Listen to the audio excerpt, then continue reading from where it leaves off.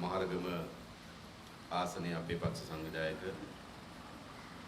දේවානන්ද සුරවීර සහෝදරයගෙනු ඒ වගේම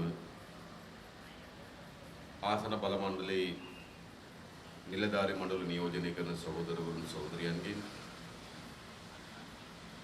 කොට්ටාස නියෝජනය කරන සහෝදරවරු සහෝදරියන්ගෙන් මෙම අවස්ථාවට සහභාගී වෙලා ඉන්න බස්නාහිර පළාත් සභාව අපේ පක්ෂයේ මන්ත්‍රීවරුන් වන ලක්ෂ්මන් නිපුණාරච්චි සහෝදරයාගෙනු සුනිල් වටවල සහෝදරයාගෙනු ඒ වගේම ජාතික විද්වත් සංවිධානයේ අපේ සහෝදරියගෙනු මේ අවස්ථාවට සහභාගී වෙලා ඉන්න ආදරණීය අම්මලා තාත්තලා සහෝදරවරු සහෝදරියන් ඇතුළු සියලු දෙනාගෙන් අවසරයි.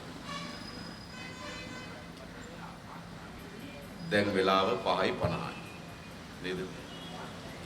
අපි කීයට ඉවර කරමු? හොඳයි නිකන් අදහසකට આવත අපි කීයට ඉවර කරමු? නේද? කීයට විතර? හා? හරි. මොකද අපි දන්නවා නේද? වැඩ රාජකාරී වල ඉන්න අය සෙනසුරාදා එකම නිවාඩු දිනේ තමගේ ගෙවල් දොරවල් වලත් වැඩ තියෙන අය තමයි සහභාගී වෙලා ඉන්නේ නේද? ඒ නිසා අපි 7යි කාලට කලින් හරි ඊට පෙර අවසන් කරමු. ඒතර අපි කවුරුත් දන්නවා කීයද දැන් අවසන් වෙන්නේ කියලා. දැන් අපි රට පුරා අපේ ආසන බල මණ්ඩල කැඳවනවා. ඒ මොකද අද වෙනකොට රටේ මතුවී තිබෙන ගැටලු ගණනාවක් පිළිබඳව අපි විවිධ ශේෂ්ත්‍රවල අරගල සටන් වල අපි ඉන්නවා. ගොවි ජනපදවල ගොවි ජනතාවට Taman නිලන අස්වැන්න විකුණා ගන්න බැරි ඛේදනීය තත්ත්වයක් නිර්මාණය වෙලා තිබෙනවා. අපේ ගොවි සංගමේ එම ජනතාවත් එක්ක වැඩ කටයුතු කරමින් සිටිනවා. ඒ වගේම වතුකරේ ජීවත් වෙන ජනතාවට දෛනික වැටුපු රුපියල් 750ක් වගේ සොච්චමක් ලැබෙනවා. එයින් තමන්ගේ ජීවිතේ පවත්වාගෙන යන්න බෑ. ඒ නිසා වතුකරේ ජනතාවගේ වැටුප් පිළිබඳ අරගලයක් තිබෙනවා. ඒ අරගලයට අපි මැදිහත් වෙලා තිබෙනවා. ඒ වගේම අපේ ගුරුවරුන්ගේ වැටුප් තලවල ඉතාමත් පහළ අඩියකට තිබෙන්නේ ඔවුන් අපේ රටේ ශ්‍රේෂ්ඨ වෘත්තියක නියැලෙන අය වුවත් ඔවුන්ට ජීවිතයේ යහපත්ව පවත්වාගෙන යාමට ප්‍රමාණවත් වන ආදායමක් නොමැති බැවින් ඔවුන්ගේ සටනක් තිබෙනවා. ඒ සටනට අපි මැදිහත් වෙලා තිබෙනවා. අපේ රටේ පෞද්ගලික අංශේ විශාල ආයතන ප්‍රමාණයක වැටුප් සහ අනෙකුත් අයිතිවාසිකම් පිළිබඳ සටනක් තිබෙනවා. ඒ සටනට අපේ පක්ෂෙ මැදිහත් වීමක් තිබෙනවා. ඒ වගේම පරිසරයේ ඇතිවන විනාශය ආර්ථික ඇතිවන අර්බුදයන් පිළිබඳ විශාල සටනක් අපි නිරත වෙමින් තිබෙනවා. හැබැයි අපි කල්පනා කරනවා මේ වගේම අද අපිට අවශ්‍ය වී තිබෙනවා මේ ඇති වී තිබෙන තත්ත්වය වෙනස් කිරීම සඳහා යහපත් දේශපාලන සංස්කෘතිය සහ යහපත් දේශපාලන ගමන් මඟක් ආරම්භ කරන්න. ඒ සඳහා අපි විශේෂයෙන්ම දැනුවත් කළ යුතු වන්නේ කතා බහ කරගත යුතු වන්නේ අපේ පක්ෂයේ හිතවතුන් හිතවතියන් ක්‍රියාකාරීන් සමග. මොකද අපි පක්ෂයේ ඉහළ සිට මොනතරම් තීන්දුව తీරන ගත්තත් මොනතරම් අවධානය යොමු කරත් වැඩක් නැහැ. ගමේ ජීවත් වෙන ඔබ ඒ සාර්ථක කර ගැනීම සඳහා මැදිහත් වන්නේ නැත්නම් ඒ නිසාද අපි ඔබ හම්බ වෙන්න ආවේ. අපි දන්නවා අපේ සහෝදර සහෝදරයන්ගේ යම් අලසකමක් මතු වෙලා තිබෙනවා. ගත්තොත් උඩ ඉන්න අය මේ දේ කරයි කියලා උඩ දිහා බලාගෙන ඉන්නවා. ටීවී එකේ යන විවාදයක්, ටීවී එකේ යන ප්‍රවෘත්තියක් තමන්ගේ එකම දේශපාලන බවට පත් කරගෙන තිබෙනවා. මතත් බගන ටීවී එකේ ප්‍රවෘත්තියෙන් ටීවී එකේ දේශපාලනයෙන් පමණක් අපිට රටේ ජනතාව දැනුවත් කරන්න බෑ. නිසා රටේ ජනතාව දැනුවත් කරන්න නම් අනිවාර්යයෙන් මෙතන එක්රැස් වී ඉන්න ඔබගේ අසල්වැසිය සමග, ඔබගේ හිතවතා සමග, ඔබගේ ආයතනයේ වැඩ කරන කෙනා සමග මේ සංවාදය දැන් පටන් ගන්නවා. හැබැයි සැලකිය යුතු ප්‍රමාණකින් ගත්තාම අපේ අය ඒ සංවාදයට දැන් මුල පුරන්නේ නැහැ.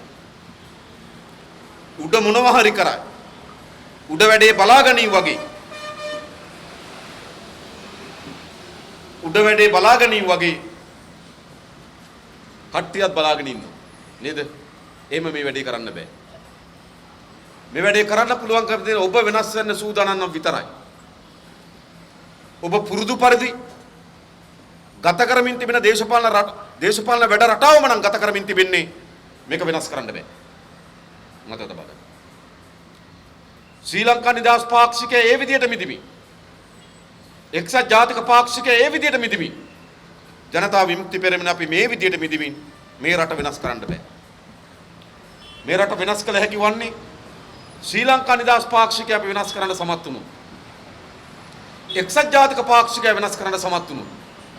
ඒ වෙනස් කිරීම සඳහා අපි වෙනස් වෙන්න සූදානම් වුණොත් විතරයි. ඒ නිසා අපිට ඔබත් එක්ක කතා බහක් තියෙන්නේ ඔබ මේ මතුවී තිබෙන අභියෝගය ජයග්‍රහණය කිරීම සඳහා තමන්ගේ උර මත මේ කාර්යභාරය පවරා ගන්න සූදානම් නම් විතරයි. නැත්නම් අපිට කතා කරන්න දෙයක් නැහැ. වෙනදා පුරුදු විදියට නම් වැඩ කරන්නේ. ඒ විදියට නම් වැඩ කරන්න සූදානම් වෙලා ඉන්නේ. අපිට කතා කරන්න දෙයක් නැහැ. එහෙම වුණොත් අපිට මෙතනින් කතාව නතර කරත් කමක් නැහැ. එහෙමනේ. හැබැයි වෙනස් වෙන්න ලෑස්ති නම් අපිට කතා කරන්න දේවල් ටිකක් තියෙනවා. මොනවද ගිහිල්ලා සමාජිකෙක් මුණ ගැහෙන්නේ? වෙන පිටස්තර කෙනෙක් එක්ක කතා කරන්නේ මොනවද? රටේ මතුවී තිබෙන්නේ කුමක්ද කියන කරුණ පිළිබඳව අපිට සාකච්ඡා කරන්න පුළුවන්. ඔබ මේ පණිවිඩය අරගෙන යන්න ලෑස්ති නම් විතරයි. නැත්තම් මං හිතන්නේ අපි කතා කරන එකකින් පළක් නැහැ. මොකද කියන්නේ? ඕන්නම් මෙතනින් කතාව නතර කරන්නත් පුළුවන්. පුරුදු විදියට නම් ඉන්නේ. මෙතනින් එහාට කතාව යන්නත් පුළුවන්. වැඩේ වෙනස් කරන්න සූදානම්. මොකද කියන්නේ? ඔයගොල්ලෝ කියනවා නෑ සහෝදර අපි මෙහෙමම තමයි ඉන්නේ. අපි වැඩේ නතර කරමු. නේද?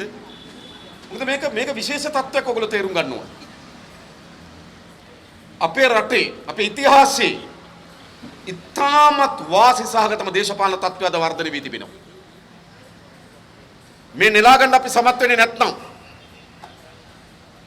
මේ ඇති වී තිබෙන තත්ත්වය අපි ඉතා හොඳින් කලබනාකරණය කරලා නෙලා ගන්න සමත් වෙන්නේ නැත්නම් මතක තබා ගන්න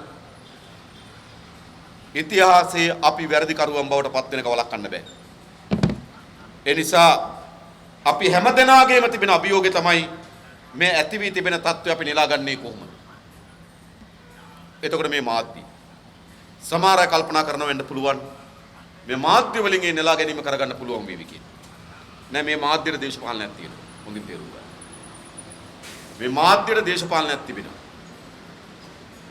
සමහර මාධ්‍ය ආයතන දේශපාලන පක්ෂවල ගොදුරු බවට පත් වෙලා තිබෙනවා.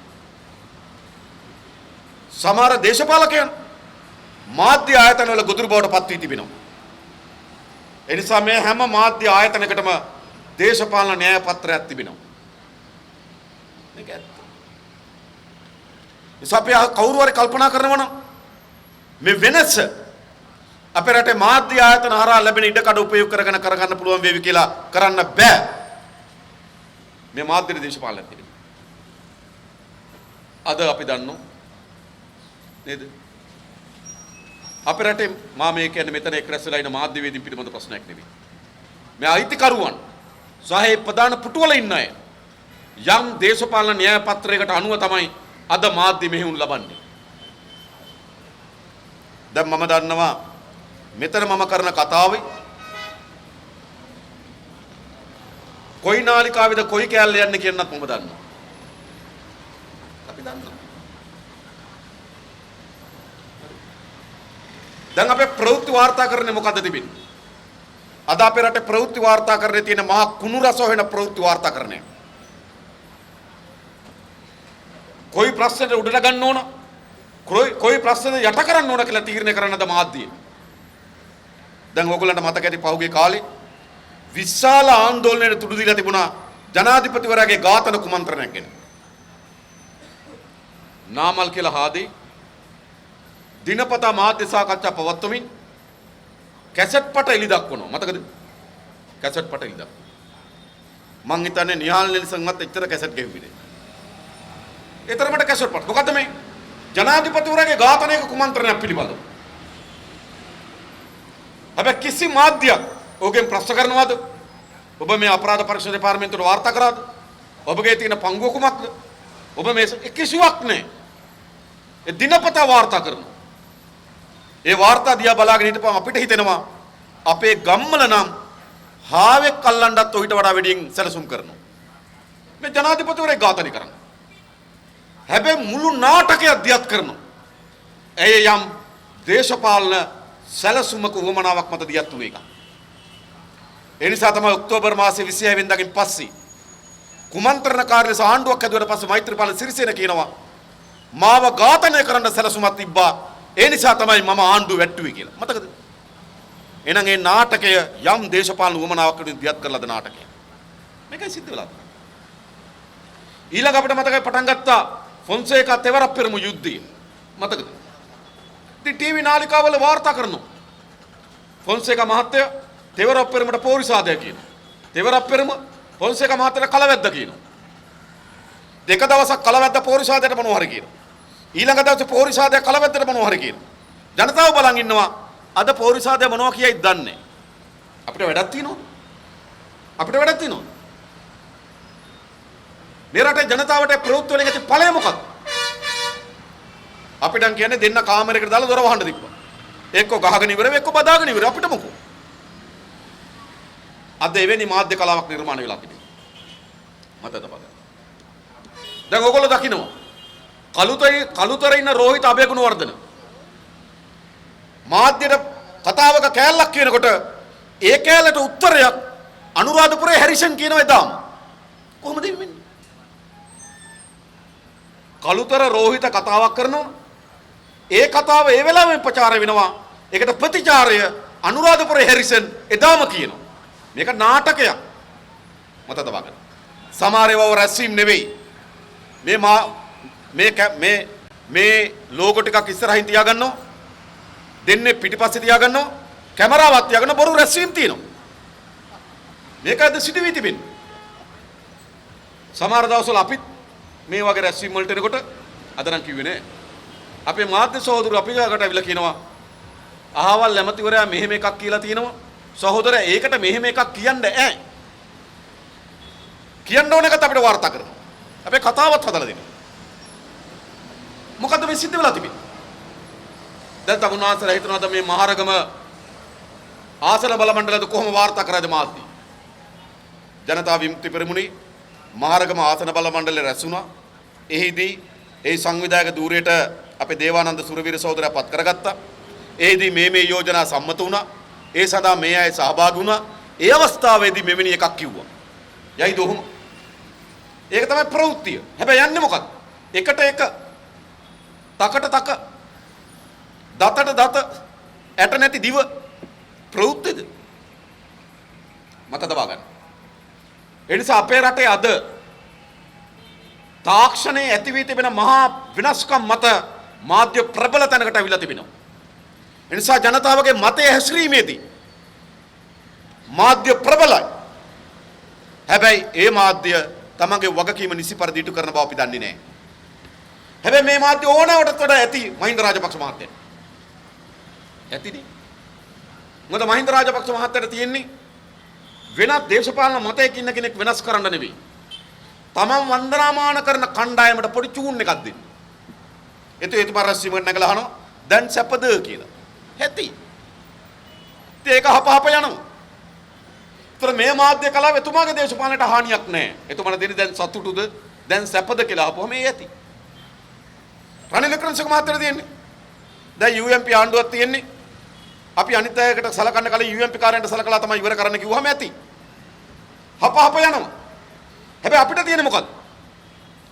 අපිට තියෙන පාරම්පරික ලෙස හෝ ඒ කියන්නේ පරම්පරාවෙන් ලෙස හෝ නේද? ඒ කියන්නේ පරම්පරාවෙන් ශ්‍රී ලංකා නිදහස් පාක්ෂිකයා ලෙස හෝ තමන්ට යමක පුද්ගලික යමක් ලැබේවි කියන අපේක්ෂාවෙන් ශ්‍රී ලංකා නිදහස් පාක්ෂිකෙක් වෙලා හෝ නොදැනුවත්කම නිසා හෝ ශ්‍රී ලංකා නිදහස් පාක්ෂිකෙක් හෝ එක්සත් ජාතික පාක්ෂිකෙක් බවට පත් වී තිබෙන කෙනා විනාශ කරන්නයි අපිට තිබෙන්නේ. අපිට තියෙන ඒ කාර්යය වෙනස් මතයක පරම්පරාවෙන් හෝ පෞද්ගලික ලාභ අපේක්ෂාවෙන් හෝ දැනුවත්භාවය නොදැනුවත්භාවය හේතු කොටගෙන හෝ වෙනස් පක්ෂයක එල්බගෙන තිබෙන කෙනෙක් ඒ වෙනස් කිරීමේ කාර්යභාරය අපට පැවරී තිබෙනවා. අන්නේ කාර්යභාරය මාධ්‍ය පමණක් සිදු කරන්න බෑ. ඒ කාර්යභාරය කළ හැකි වන්නේ ඔබ ගෙන්ගෙට ගිහිල්ලා කතා කරන්න ලෑස්ති වෙන විතරයි. ඔබ මේ රටේ සෑම පුරවැසියෙක් එක්ක අභිමුඛ වෙලා සාකච්ඡා කරලා සංවාද කරලා තොරතුරු ඒත්තු ගන්නවලා වෙනස් කරන්න විතර පුළුවන් නම් විතරයි මේක වෙනස් කළ හැකි වන්නේ. ඒ නිසා අපි හිතනවා මේ ඇති වී තිබෙන වාසිසහගතම දේශපාලන වාතාවරණයෙන් හොඳම ප්‍රතිඵල ගන්න පුළුවන්කම තිබෙන්නේ ඔබ වැඩ කරන්න ලෑස්ති නම් විතරයි. ඔබ පරණ පුරුදු රිද්මයට අනුව නම් දේශපාලනය කරන්නේ. මේක වෙනස් කරන්න බෑ. ඒ නිසා විශේෂයෙන්ම අපි මේ ආසන බල මණ්ඩල කැදවන්න සූදානම් කරේ ඔබට මේ පණිවිඩය කියන්නේ. ඇයි අපිට තිබෙන වාසසහගතම දේශපාලනය? ටිකක් අපි ඈතට ගියොත් 1977 දී 1977 දී ශ්‍රී ලංකා ආණ්ඩුව වටලා UNP ආණ්ඩුවක් ගෙන්න හේතු වුණේ කුමක්ද? ඇයි 77 ශ්‍රී ලංකා ආණ්ඩුව වැට්ටුවේ? ප්‍රධාන කරුණු තුනක්. එකක් ආර්ථිකය. ආර්ථික විශාල විනාශකාරී තත්ත්වයක් ඇතිකොට තිබුණා. ඒ නිසා ආර්ථිකය කරන ලද විනාශයට එරෙහිව 77 එක්සත් ජාතික පක්ෂ ගෙනාවා. දෙක ප්‍රජාතන්ත්‍රවාදී 71 මහා මිනිස් ඝාතනය සිදු කරා. 75 තියන්න තිබුණු පාර්ලිමේන්තු ඡන්දේ.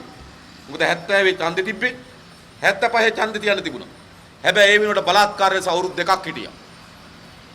ඒ නිසා ප්‍රජාතන්ත්‍රවාද විනාශ කිරීම ශ්‍රී ලංකා නිදහස් පක්ෂය වටන්න හේතු වුණා. UNP ගේන්න උතුම් හේතුව 77. එක ආර්ථික බිඳ වැටීම, දෙක ප්‍රජාතන්ත්‍රවාද විනාශ කිරීම, තුන වංචා හා දූෂණ. මෙතන ඉන්න වැඩිහිටි සහෝදරුන්ට මතක ඇති 1977 වේදිකාවේ සිරිමා බණ්ඩාරනායක මැතිණියට කිව්වේ බින්දුමති කියලා. ඇයි බින්දුමති කිව්වේ? LRC එකෙන් ඉඩම් පවරා ගත්තට පස්සේ වන්දි දුන්නා. ඒ වන්දි වල මුදල් වලට පිටිපස්සෙන් බින්දු දාගත්තා. ලක්ෂ 5යි නම් පිටිපස්සෙන් බින්දුවක් දැම්ම සිරිමා ලක්ෂ 50 වුණා. ද බින්දුමති කිව්වා. ද 77 ශ්‍රී ලංකා ආණ්ඩුව බිඳවට්ටන්න හේතු උනේ ආර්ථික ප්‍රශ්නයත් ප්‍රජාතන්ත්‍රවාද විනාශ කිරීමත් හොරකණු. ඕක තමයි 77 ශ්‍රී ලංකාවක වටලා UNP ගිහින්. ඊට පස්සේ 94 UNP එක වටලා ශ්‍රී ලංකාව ගිහිනවා. එයි ආර්ථිකේ මහා පරිමාණ ආර්ථික බිඳවැටීමක් ඇති කරලා තිබුණා. අපේ රටේ නිෂ්පාදන කඩාවැටලා තිබුණා. චන්ද්‍රිකා මෙතන ඇවිල්ලා කිව්වා මේ ආර්ථික ඇති වෙ තිබෙන විනාශකාරී ගමන් මාවත වෙනුවට මම විවෘත ආර්ථිකයට මානසික මුහුණුවරක් දෙනවා කිව්වා. එහෙනම් 94 UNP ආණ්ඩුව වටලා ශ්‍රී ලංකා ආණ්ඩුව ගෙන්නේ ආර්ථික බිඳවැටීම. එක. දෙක හොරකම්. එක්සත් ජාතික පක්ෂ අවුරුදු 17 පාලනට විශාල වංචා දූෂණ පිළිබඳ චෝදනා එල්ල වුණා. ලලිත් ඇතුළත් මුදුල්ට කිව්වේ කොළඹ වරාය හදනකොට නැව් ගිල්ල කියලා. ගාමිණී දිසානායකට කිව්වේ මහවැලියට වියදම් කළාද හැම රුපියලකම 7ක් හොරකම් කරා කියලා. 100ට 1ක්. මිස්ටර් 1% කියලා තමයි ගාමිණී දිසානායකට කිව්වේ. හිඟුරාණ සීනි කම්මල විකුණනකොට අක්කර 6000ක උක්වගාවක් තිබුණා. අක්කර 1000ක පැන තබානක් තිබුණා. ගබඩාවේ සීනි තිබ්බා. UNP ආණ්ඩුව මේක වික්කා. විකුණනකොට ගබඩාවේ තිබු සීනි තෝගයටත් වඩා අඩු මිලකට තමයි මේ ඔක්කොම වික්කේ. ගත්තු හදය පවවදා සීනි වික්කාම ලාභයි. හොරකම් පිළිබඳ. විජයපාල මෙන්ඩිස් පේශකර මැමතිවරයා. ඔහුට අනුරාධපුරේ පැරණි කැලෑ ඉඩමක් ආණ්ඩුව පවරගත්තා කියලා ඒකට වන්දි ලෙස පුත්තලමෙන් පොල්වත්තක් දුන්නා. පොල් අක්කර 76ක් දුන්නා. පොල් අක්කර කීයද? රුපියල් 2යි. රුපියල් 152කට පොල් අක්කර 76ක් ගත්ත විජයපාල මෙන්ඩිස්. එහෙනම් 94 UNP ආණ්ඩුව වටන්නේ ආර්ථික බිඳ වැටීමට එරෙහිව ප්‍රජාතන්ත්‍රවාද විනාශ කිරීමට එරෙහිව හොරකම් වලට එරෙහිව. නැවත 2015 ශ්‍රී ලංකා ආණ්ඩුව වටලා UNP ආණ්ඩුව ගේන්නේ මොකටද? ආර්ථික බිඳ වැටීම. මහා නායකත්වයක රට හිර කරා. ජනතාවට උසුලා ගන්න බැරි බදු බරක් ගැහුවා. මා විශාල නාස්තිකාර සංවර්ධන ව්‍යාපෘති කරා අපේ රටේ ආර්ථිකය ඉතිරි වී තිබෙන සියලු හුස්ම පොත විනාශ කර තැනට ගෙනාවා. ඒ නිසා 2015 දී ශ්‍රී ලංකා ආණ්ඩුවට රනිල් කියනවා මම ආර්ථිකය හදනවා මම සාක්කු පුරවනවා ඒ නිසා මට ඡන්දෙ දෙන්න කියනවා. එහෙනම් 2015 ජනතාව අපේක්ෂා කරනවා ආර්ථික විනාශ කිරීමට එරෙහිව UNP ආණ්ඩුව ගේනවා. ඊළඟ වංචා දූෂණ රාජපක්ෂට රාජපක්ෂගේ සියලු දෙනාට ඔහුගේ වටේ හිටපු පිරිසට මහා පරිමාණ වංචා දූෂණ පිළිබඳ චෝදනා එල්ල වුණා. එහෙනම් 2015 ශ්‍රී ලංකා ආණ්ඩුව වටන්නේ හොරකමට එරෙහිව ජනතාව. ආයි ප්‍රජාතන්ත්‍රවාදී ගෝඨාභය රාජපක්ෂලා මැදිහත් වෙලා සුදුයන් සංස්කෘතියක් නිර්මාණය කරා. අපේ රටේ මාධ්‍යවේදීන් ඝාතනය කරා. මාධ්‍යවේදීන් අතපය කැඩුවා. මාධ්‍ය ආයතනවල බෝම්බ ගැහුවා. කෙනෙක් දුරකථනයකට කතා කරන්න බය තත්ත්වයක් නිර්මාණය කරා. දැන් 2015 මහින්දගේ ආණ්ඩුව බිඳවට්ටන්නේ ප්‍රජාතන්ත්‍රවාදය වෙනුවෙන්. 77 ශ්‍රී ලංකා ආණ්ඩුව බිඳවට්ටන්නේ හොරකමට එරෙහිව ආර්ථික විනාශ කිරීමට එරෙහිව ප්‍රජාතන්ත්‍රවාදයේ වැළලීමට එරෙහිව. ඒ බලයට අප UMP 94 වට්ටන්නේ ආර්ථික විනාශයට එරෙහිව ප්‍රජාතන්ත්‍රවාදය ඇරීමට එරෙහිව හොරකමට එරෙහිව. ඒ ශ්‍රී ලංකා ආණ්ඩුව 2015 වට්ටන්නේ ජනතාව ආර්ථික විනාශයට එරෙහිව ප්‍රජාතන්ත්‍රවාදය කිලීමට එරෙහිව හොරකමට එරෙහිව. 77 ඉඳන් දැන් වෙනකොට අවුරුදු 42ක් වෙලා තිබෙනවා. මේ අවුරුදු 42 ඇතුළත මේ රටේ සෑම ඡන්දයකම ඡන්ද දීපු ඡන්දදායකයාගේ පොදු වමනාවක් තිබිලා තිබෙනවා. මොකද පොදු වමනාව? ආර්ථිකය මේට වඩා හොඳට හදන්න. ප්‍රජාතන්ත්‍රවාදය සහ නිදහස ස්ථාපිත කරන්න. වංචා දූෂණ නැති කරන්න. මේකට ප්‍රාර්ථනා 77 ශ්‍රී ලංකා ආණ්ඩුව වටන්නේ මේ ප්‍රාර්ථනාවට. 94 UMP ආණ්ඩුව වටන්නේ මේ ප්‍රාර්ථනාවට. 2015 ශ්‍රී ලංකා ආණ්ඩුව වටන්නේ මේ ප්‍රාර්ථනාවට. එඳා ප්‍රධාන ප්‍රාර්ථනා තුනක් තිබෙනවා. එකක් ආර්ථික සංවර්ධනය, දෙක ප්‍රජාතන්ත්‍රවාදය සහ නිදහස, තුන අල්ලස දූෂණයෙන් තොර රාජ්‍ය. හැබැයි අපේ ජීවිතයේ මතක කාලය ඇතුළත ජනතාවගේ මේ ප්‍රාර්ථනය මේ පක්ෂ දෙක ඉටු කරන්න අසමත් වී තිබෙනවා. හෙට අපේ රටේ ආර්ථික සංවර්ධනය පිළිබඳව, අපේ රටේ ප්‍රජාතන්ත්‍රවාදය සහ නිදහස පිළිබඳව, අපේ රටේ වංචා දූෂණ වලට එරෙහිව සටනක් ගෙන යන්න පුළුවන් කාටද? අදේ සුජාතා අයිතිය තිබෙන එකම දේශපාලන ව්‍යාපාරය ජනතා විමුක්ති පෙරමුණ විතරයි මතක තබා ගන්න. මේ මාරුවට වාසියක් වුණා. 77 ශ්‍රී ලංකාවක වට්ටලා 94 කට අවුරුදු 17යි. ඒ අවුරුදු 17 කට ශ්‍රී ලංකාවේ ඉතිහාසය අමතක වුණා. ශ්‍රී ලංකාවේ චන්ද්‍රිකා දාලා අලුත් වුණා. කට්ටි හිතුවේ 77 ශ්‍රී ලංකාව නෙවෙයි අලුත් ශ්‍රී ලංකාව එකක් කියලා. එහෙම නුනේ. 94 වට්ටපු UMP 2015 කට අමතක වුණා. අවුරුදු 21ක් ගත වුණා. කාලය විසුණුයි අලුත්කම් විසිරි මොකද උනේ? පැරණි ඉතිහාසය අමතක වුණා. හැබැයි දැන් මොකද වෙලා තිබෙන්නේ? 2015 මහින්ද රාජපක්ෂගේ ඉතිහාසය තාමත් අපට මෑත අලුත් ඉතිහාසයක්. රනිල්ගේ වර්තමානයත් අපිට දැන් දැනෙමින් තිබෙනවා, අපිට අවබෝධ වෙමින් තිබෙනවා. ඒ නිසා මේ දේශපාලන කඳවුරු දෙකම අපිට මතකයේ කාලය ඇතුළත තිබෙන තත්වයක් මේ වෙලාව තිබෙනවා. උදාහරණයකට ගත්තොත් මා දැක්ක මේ ළඟදී මහින්ද රාජපක්ෂ මහතා රැස්වීමක් කරන නුවර රැස්වීමේ ප්‍රධාන සටන් පාඩයක් තමයි හොරකම නතර කරමු, හොරකම් වලට දඬුවම් දෙමු. කවුද කියන්නේ? මහින්ද රාජපක්ෂ. පිටිපස්සේ ඉන්න කවුද? රෝහිත අබේගුණවර්ධන, මහින්දානන්ද අලුත්ගමගේ, ජෝන්ස්ටන් පනාන්දු, කේලිය රඹුක්වැල්ල, විමල් වීරවංශ, ගම්මන්පිල, මේ හැම දෙනාටම හයිකෝට් එකේ නඩු තියෙනවා මහජනගේ දේපල හොරකම් කිරීම ගැන. හැබැයි බැනර් එක මොකද්ද? බැනර් එක මොකද්ද? හොරුන් අත්තන හොරුන්ට දඬුවම් දෙමු, හොරකම් නතර කරමු. කියන්නේ කවුද? මහින්ද රාජපක්ෂ. තව දුරටත් ඒගොල්ලන්ට ඒක කියන්න අයිතියක් නැහැ, මතක තබා ගන්න. රනිල් වික්‍රමසිංහට කියන්න පුළුවන්ද? කියන්න අයිතියක් නැහැ. අද අපි රටේ ගම්මල ජනතාව ගාවට යනවනම්, අද අපේ රටේ ගම්මල ජනතාවට ගිහිලා අදූෂිත දේශපාලන කොඩි අරගෙන යන්න පුළුවන් කාටද?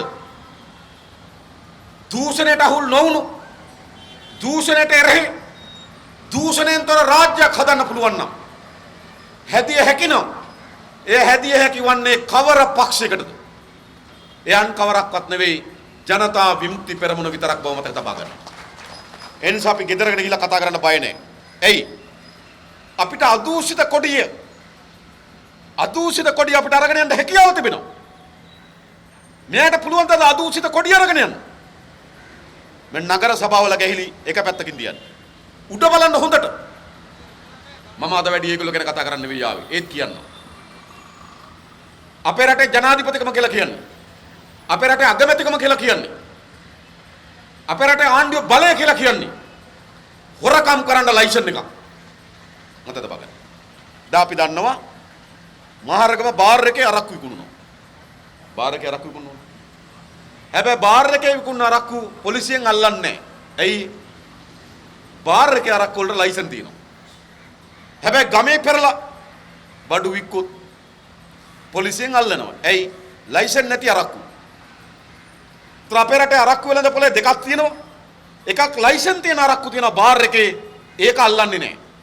ඊළඟ තියෙනවා ලයිසන් නැති අරක්කු තියෙනවා ගමේ පොලිසියෙන් අල්ලනවා. ඒ වගේ තමයි අපේ රටේ. ජනාධිපතිකම කියලා කියන්නේ හොරකම් කරන්න ලයිසන් එකක්. අල්ලන්නේ නැහැ. ලයිසන් ගත්තු හොරු. අගමැති කියන්නේ හොරකම් කරන්න ලයිසන් එකක්. අමාත්‍ය ධූර කියලා කියන්නේ මේ රටේ මහජනක දේපල හොරකම් කරන්න ලයිසන් එකක්. අපිට මතක කාලේ ජනාධිපතිවරු 3 දෙනෙක් ඉන්නවා. එක්කෙනෙක් චන්ද්‍රිකා කුමාරතුංග. අනිත් එක්කෙනා මහින්ද රාජපක්ෂ. අනිත් එක්කෙනා දැන් ඉන්න මෛත්‍රීපාල සිරිසේන. මේ 3 දෙනාම ජනාධිපති ධූරයේ කියන ලයිසන් එක උපයෝග කරගෙන හොරකම් කරා. මම මාධ්‍යයෙන් ඉල්ලන්න පුළුවන් නම් ඒක ඇල්ල දාන්න. වෙන මොනව නැද්ද මත්කම. ඒක ඇල්ල දාන්න. මම වගකීමෙන් කියන්නේ. චන්ද්‍රිකා තමගේ ජනාධිපති ධූරය. මහින්ද තමගේ ජනාධිපති ධූරය. මෛත්‍රීපාල සිරිසේන තමගේ ජනාධිපති ධූරය උපයෝග කරගත්ත හොරකම් කරන්න. පුළුවන් නම් ඒ 3 දෙනාගෙන් එක්කෙනෙකුට නෑ කියන්න. හෙට පුළුවන් නම් නෑ කියන්න. මම එලිදරක් කරන් ලෑස්ති මේ 3 දෙනා මහජනයාගේ දේපල හොරකම් කරේ කොහොමද කියලා. හැබැයි ඒගොල්ලෝ අත්අඩංගුවට ගන්නේ නෑ. ඇයි? ජනාධිපතිකම හොරකම් කරන්න ලයිසන් එකක්. අගමැතිකමත් එහෙමයි. හොරකම් කරන්න ලයිසන් එකක්. හිටපු අගමැති දිමුජයරත් හොරකම් කරේ නැද්ද? පේරාදෙණිය මල්වත්තෙන් කෝටි 10ක් වියදම් කරා. කෝටි 10ක් වියදම් කරා අම්බුලුවාවේ කන්ද සංවර්ධනය කරන්න. අම්බුලුවාවේ කන්ද පරිසර පද්ධතියක් ලෙස සංවර්ධනය කරන්න මුදල් වියදම් කරේ පේරාදෙණිය මල්වත්තෙන් කෝටි 10ක් වියදම් කරා. මොකද කරේ දිමුජයරත්? පාර්ලිමේන්තුවට පනතක් ගෙනල්ලා තමන්ගේ પરම්පරාවට අම්බුලුවාවේ කන්ද ලියාගත්තා. මහජනක දේපල ගම්පල නගර සභාවේ වැඩිම සල්ලි වියදම් කරේ අම්බුලුවාවේ කන්ද සංවර්ධනය කරන්න. හැබැයි ආණ්ඩුව සල්ලි වියදම් කරලා කන්දක් සංවර්ධනය කරලා දිමුජයරත්ලා තමන්ගේ પરම්පරාවට ලියාගත්තා. හොරකම් කරා. රනිල් වික්‍රමසිංහ හොරකම් කරේ නැද්ද? රනිල් වික්‍රමසිංහ හොරකම් කරා. මතකද බග? බැඳුම් කර ගනුදෙනුවේ ප්‍රධාන සැලසුම්කරු රනිල් වික්‍රමසිංහ. කෝප් සභාවේ පරීක්ෂණ යනකොට පුළුවන් රනිල් වික්‍රමසිංහ නෑ කියන්න. කෝප් සභාවේ පරීක්ෂණ යනකොට හවස දෙකට කෝප් සභාව රැස් වෙනවා. උදේ 10ට අරලියගහ මන්දිරයට කෝප් සභාව නියෝජනය කරන එක්සත් ජාතික පක්ෂ නියෝජිතයන් කැඳෙව්වා. රනිල් මුලසුන ගත්තා. මහා බැංකුව අධිපති අර්ජුන මහේන්ද්‍රන් තව පැත්තක වාඩි වුණා. වාඩි වෙලා කෝප් සභාවට ගියපුවාම අහන ප්‍රශ්න වලට උත්තර දෙන්න උත්තර හදලා දුන්නේ කවුද? හොරා.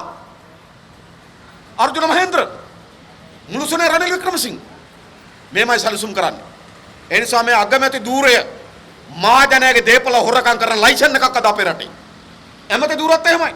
කිරියල්ල, මලික් සමරවික්‍රම, කබිර් රසීම්, බැසිල් රාජපක්ෂ, රෝහිත අබේකනුවර්ධන, මහින්දානන්ද අලුත්ගමගේ, කේලි රඹුක්වැල්ල මහජනයාගේ දේපල හොරකම් කරා. මතකද බලන්න.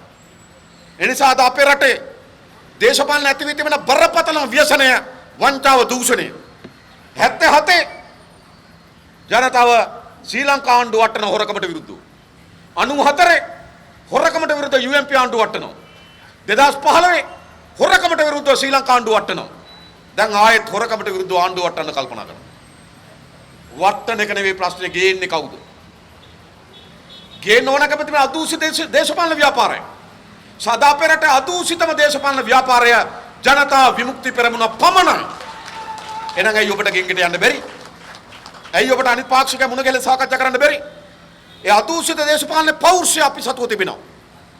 අපේ මහානගර සභාව මහරගම නගර සභාව නියෝජනය කරන අපේ മന്ത്രിවරයාගේ සිට පාර්ලිමේන්තු නියෝජනය කරන මහජන නියෝජ්‍යයන් වගේම අපේ ගමේ ක්‍රියාකාරකයාගේ සිට අපේ ඉහළ මණ්ඩලවල නියෝජනය කරන ක්‍රියාකාරකයා දක්වා හැම කෙනාම අදූෂිත දේශපාලන ව්‍යාපාරික නායකත්ව දෙන අදූෂිත පුද්ගලයන් බව මම සහතිකයක් දෙනවා.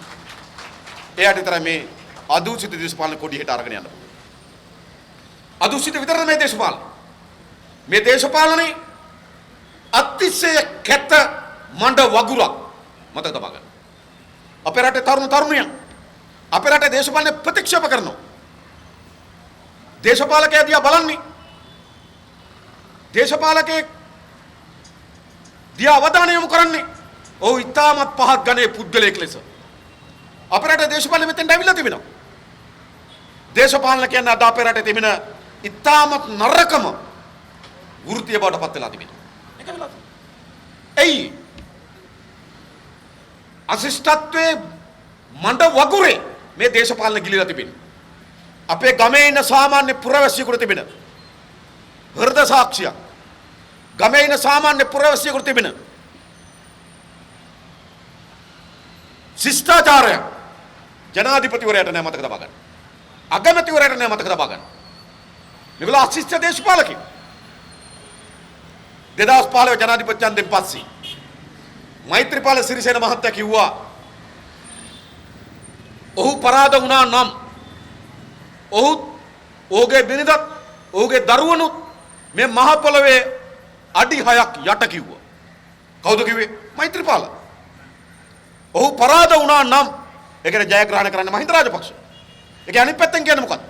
මහින්ද රාජපක්ෂ ජයග්‍රහණ කරනවා. මෛත්‍රීපාලත් ඔහුගේ බිරිඳත් ඔහුගේ දරුවනුත් අඩි 6ක් පොළොවේ යට. ඒ විතරක් නෙවෙයි. ලංකාවේ නෙවෙයි ලෝකෙවත් නැතුව ඇති ඡන්දෙට හිල්ලපු ජනාධිපති අපේක්ෂකෙක් හැංගිලා ඡන්ද ප්‍රතිඵල ලැබුවේ. මෛත්‍රීපාල සිරිසේන 2015 ජනවාරි මාසේ 8 වෙනිදා ඡන්ද ප්‍රතිඵල ලැබුවේ කොහෙද? කුරුණෑගල දොඩංගස්ලන්දේ පොල්වත්තක හැංගිලා. මතක තබා ගන්න. කාට බයිද? ජනාධිපති අපේක්ෂකයට සිද්ධ වෙලා තිබෙනවා නම් තමන් සහ තමගේ බිරිඳ සමග හැංගිලා ප්‍රතිඵල හොන්න. එහෙනම් මහින්ද රාජපක්ෂ මොනතරම් නේද විනාශකාරී තැනකට ගෙන යන්න පුළුවන්ද කියන එක තමයි ඔහුවේ කියන්නේ. හැබැයි ඒ රාජපක්ෂත් එක්ක ඔක්තෝබර් මාසේ 26 වෙනිදාකට ආණ්ඩු හදනවනේ. නේද? මෛත්‍රීපාල සිරිසේන ඒ රාජපක්ෂට අගමැතිකම දෙනවා. මොන දේශපාලනයක්ද මේක? මේ රටේ පුරවැසියා මෙවැනි වර්ග දේශපාලකයන් සහ දේශපාලන අනුමත කරනවා. මහින්ද රාජපක්ෂත් කිසි ලැජ්ජාවකින් තොරව ලැබෙන ඕනෑම වර්ගයේ බලයක් අත්පත් කරගන්න සූදානම් කියන සංඥාව දෙමින් ඒ මෛත්‍රීපාල ගාව ගිහිල්ලා කොන්දන මාගෙන අගමැත් ධූරයේ දිවුරුම් දෙනවා. මොකද්ද මේ දේශපාලන අශිෂ්ටතම කාල පරිච්ඡේදය අපි ගත කරමින් තිබින්නේ. ඊට පස්සේ අරලියගා මන්දිරේ සැලසුම දියත් කරා 113 හදාගන්න. කොල්ලපිටියේ සැලසුම දියත් කරා. ඒ කියන්නේ අරලියගා මන්දිරේ සැලසුම දියත් කරා 113 දියත් කරා. ජනාධිපති මන්දිරයේ සැලසුම දියත් කරා මෛත්‍රීපාල 113 දියත් දිනා ගන්න. ඒක ඇමතිවරේ මෛත්‍රීපාල සිරිසේන රටට කියන්න ඕන. රිෂාඩ් බදුදීන් මන්ත්‍රීවරයාගේ පක්ෂයක මන්ත්‍රීවරේ කරුවලේ ගිහලා නියෝජ්‍ය සෞඛ්‍ය ඇමතිවරයාට දිවුරුම් දුන්නා. හැබැයි රට කවුරුත් දන්නේ නැහැ. ඒ කියන්නේ රිෂාඩ් බදුදීන් මන්ත්‍රීවරයාගේ පක්ෂයක මන්ත්‍රීවරේ ඔය ඔක්තෝබර් මාසේ 26 වෙනිදා කුමන්ත්‍රණයෙන් පස්සේ රෑ 7ට විතර ගිහිල්ලා ජනාධිපතිවරයා ගාව නියෝජ්‍ය ඇමතිවරයෙක් කෙනෙක් දිවුරුම් දුන්නා. හැබැයි රට දන්නේ නැහැ. දිවුරුම් දීලා පහවදා මක්කම ගියා. මක්කම ඉඳන් ඇවිල්ලා රනිල්ගේ පැත්තේ වාඩි වුණා. දැන් අපි දන්නේ නැහැ තාම ඇමතිකම අයින් කරාද නැද්ද කියන්න. ඔහු ඇමතිද නැද්ද කියලා. මොකද මෛත්‍රීපාල ගාව දිවුරුම් දුන්නා රෑ 7ට. මොන දේශපාලනයක්ද මේක? වසන්ත දිසානායක උදේට එක තැනක වසන්ත සේනානායක උදේට එක තැනක රැයට තව තැනක. නේද? එහෙට මෙහෙට පනිනවා. ඉතින් මේ සල්ලි වලට විකුණුණා. කොච්චර විකුණුණාද කියනවනම් මෛත්‍රීපාල සිරිසේන කිව්වා മന്ത്രിවරයෙක්ගේ මිල ලක්ෂ 5000ට නැංගා කිව්වා. ජනාධිපතිවරයා කියනවා ලංකාවේ മന്ത്രിවරයෙක්ගේ මිල කෝටි 50ට ලක්ෂ 5000ට නැංගා. එතුමා කියන්නේ මේක අප්සෙට් කියලා නෙවෙයි. 5000ට නැගපු එක අප්සෙට්. ලක්ෂ 2000ට වගේ ආවනම් බානක් නැහැ. මොකද මේ වෙලාවට മന്ത്രിවරු එහෙට විකිනවා මෙහෙට විකිනවා. රනිල් වික්‍රමසිංහ සල්ලි දීලා മന്ത്രിවරු ගන්න ලෑස්ති. හරිද? සල්ලි දීලා മന്ത്രിවරු ගන්න ලෑස්ති. මහින්ද රාජපක්ෂ සල්ලි දීලා മന്ത്രിවරු ගන්න ලෑස්ති. මේ සල්ලි කොහේ සල්ලිද? මහජනයාගේ හොරකම් කරපු සල්ලි මතක තබා ගන්න. ඒ නිසා අපේ රටේ දේශපාලන අශිෂ්ටතම මඩ වගුරුවේ තිබෙන්නේ. ඒ නිසා අද අපේ රට ශිෂ්ටත්වයේ දේශපාලනයක් ඕන. අද අපේ රට ශිෂ්ටත්වයේ දේශපාලන කැඳවගෙන එන්න පුළුවන් කාටද? දේශපාලන ශිෂ්ටත්වය පිළිබඳව, දේශපාලන ගෞරවය පිළිබඳව, දේශපාලන වටිනාකම් පිළිබඳව අද ආඩම්බරෙන් ඕනෑම පුරවැසියෙක් කතා කරන්න පුළුවන්කම තිබෙන්නේ ජනතා විමුක්ති පෙරමුණ පිළිබඳව පමණයි මතක තබා ගන්න. ඒ නිසා ඔබට ගෙන්ගෙට යන්න පුරවැසියන් හම්බෙන්න කිසි බාධාවක් නැහැ. ඔබ අදූෂිත දේශපාලන කොඩිය අරගෙන යන්නේ. ඔබ ශිෂ්ටත්වයේ දේශපාලන කොඩිය අරගෙන යන්නේ. ඒ වගේම අපි දන්නවා දැන් මේ දේශපාලන පෙළ ගැසීම් අනුව අපි හිතනවා අපි උත්සාහ කරමින් තිබෙනවා විධායක ජනාධිපති ධූරය අහෝසි කරගන්න. මගෙන් ඊයේ මාධ්‍යවේදියෙක් ඇහුවා විධායක ජනාධිපති ධූරය අහෝසි කරන්න මෛත්‍රීපාල සිරිසේන මහත්තයත් එක්ක කතා කරන්නේ නැද්ද කියලා. මම කිව්වා මෛත්‍රීපාලත් එක්ක අපි නෙවෙයි කතා කරන්නේ මෛත්‍රීපාල අපිත් එක්ක කතා කරන්නේ. ඇයි එයානේ 2015 ජනවාරි මාසේ කිව්වේ මේක අහෝසි කරනවා කියලා. එයාට මේක පාර්ලිමේන්තුවෙන් කරගන්න ඕන නම් එයා අපිත් එක්ක කතා කරන්න. අපි රනිල් වික්‍රමසිංහ හම්බුණා. රනිල් වික්‍රමසිංහට කිව්වා මේක අහෝසි කරන්න එකඟද නැද්ද? ඔහුට එකඟ නැහැ කියන්න බෑ. ඔහු එකඟයි කියලා කිව්වා. හැබැයි ඌ කියන වචන අස්සෙම තියෙනවා එකඟයි කිව්වට මේක කෙරෙන්න නම් දෙන්නේ නැහැ වගේ එකක්. මම විවෘතව කියන්නේ. හරිද? හැබැයි අපි උත්සාහ ධර්මින් තිබෙනවා. ඇයි?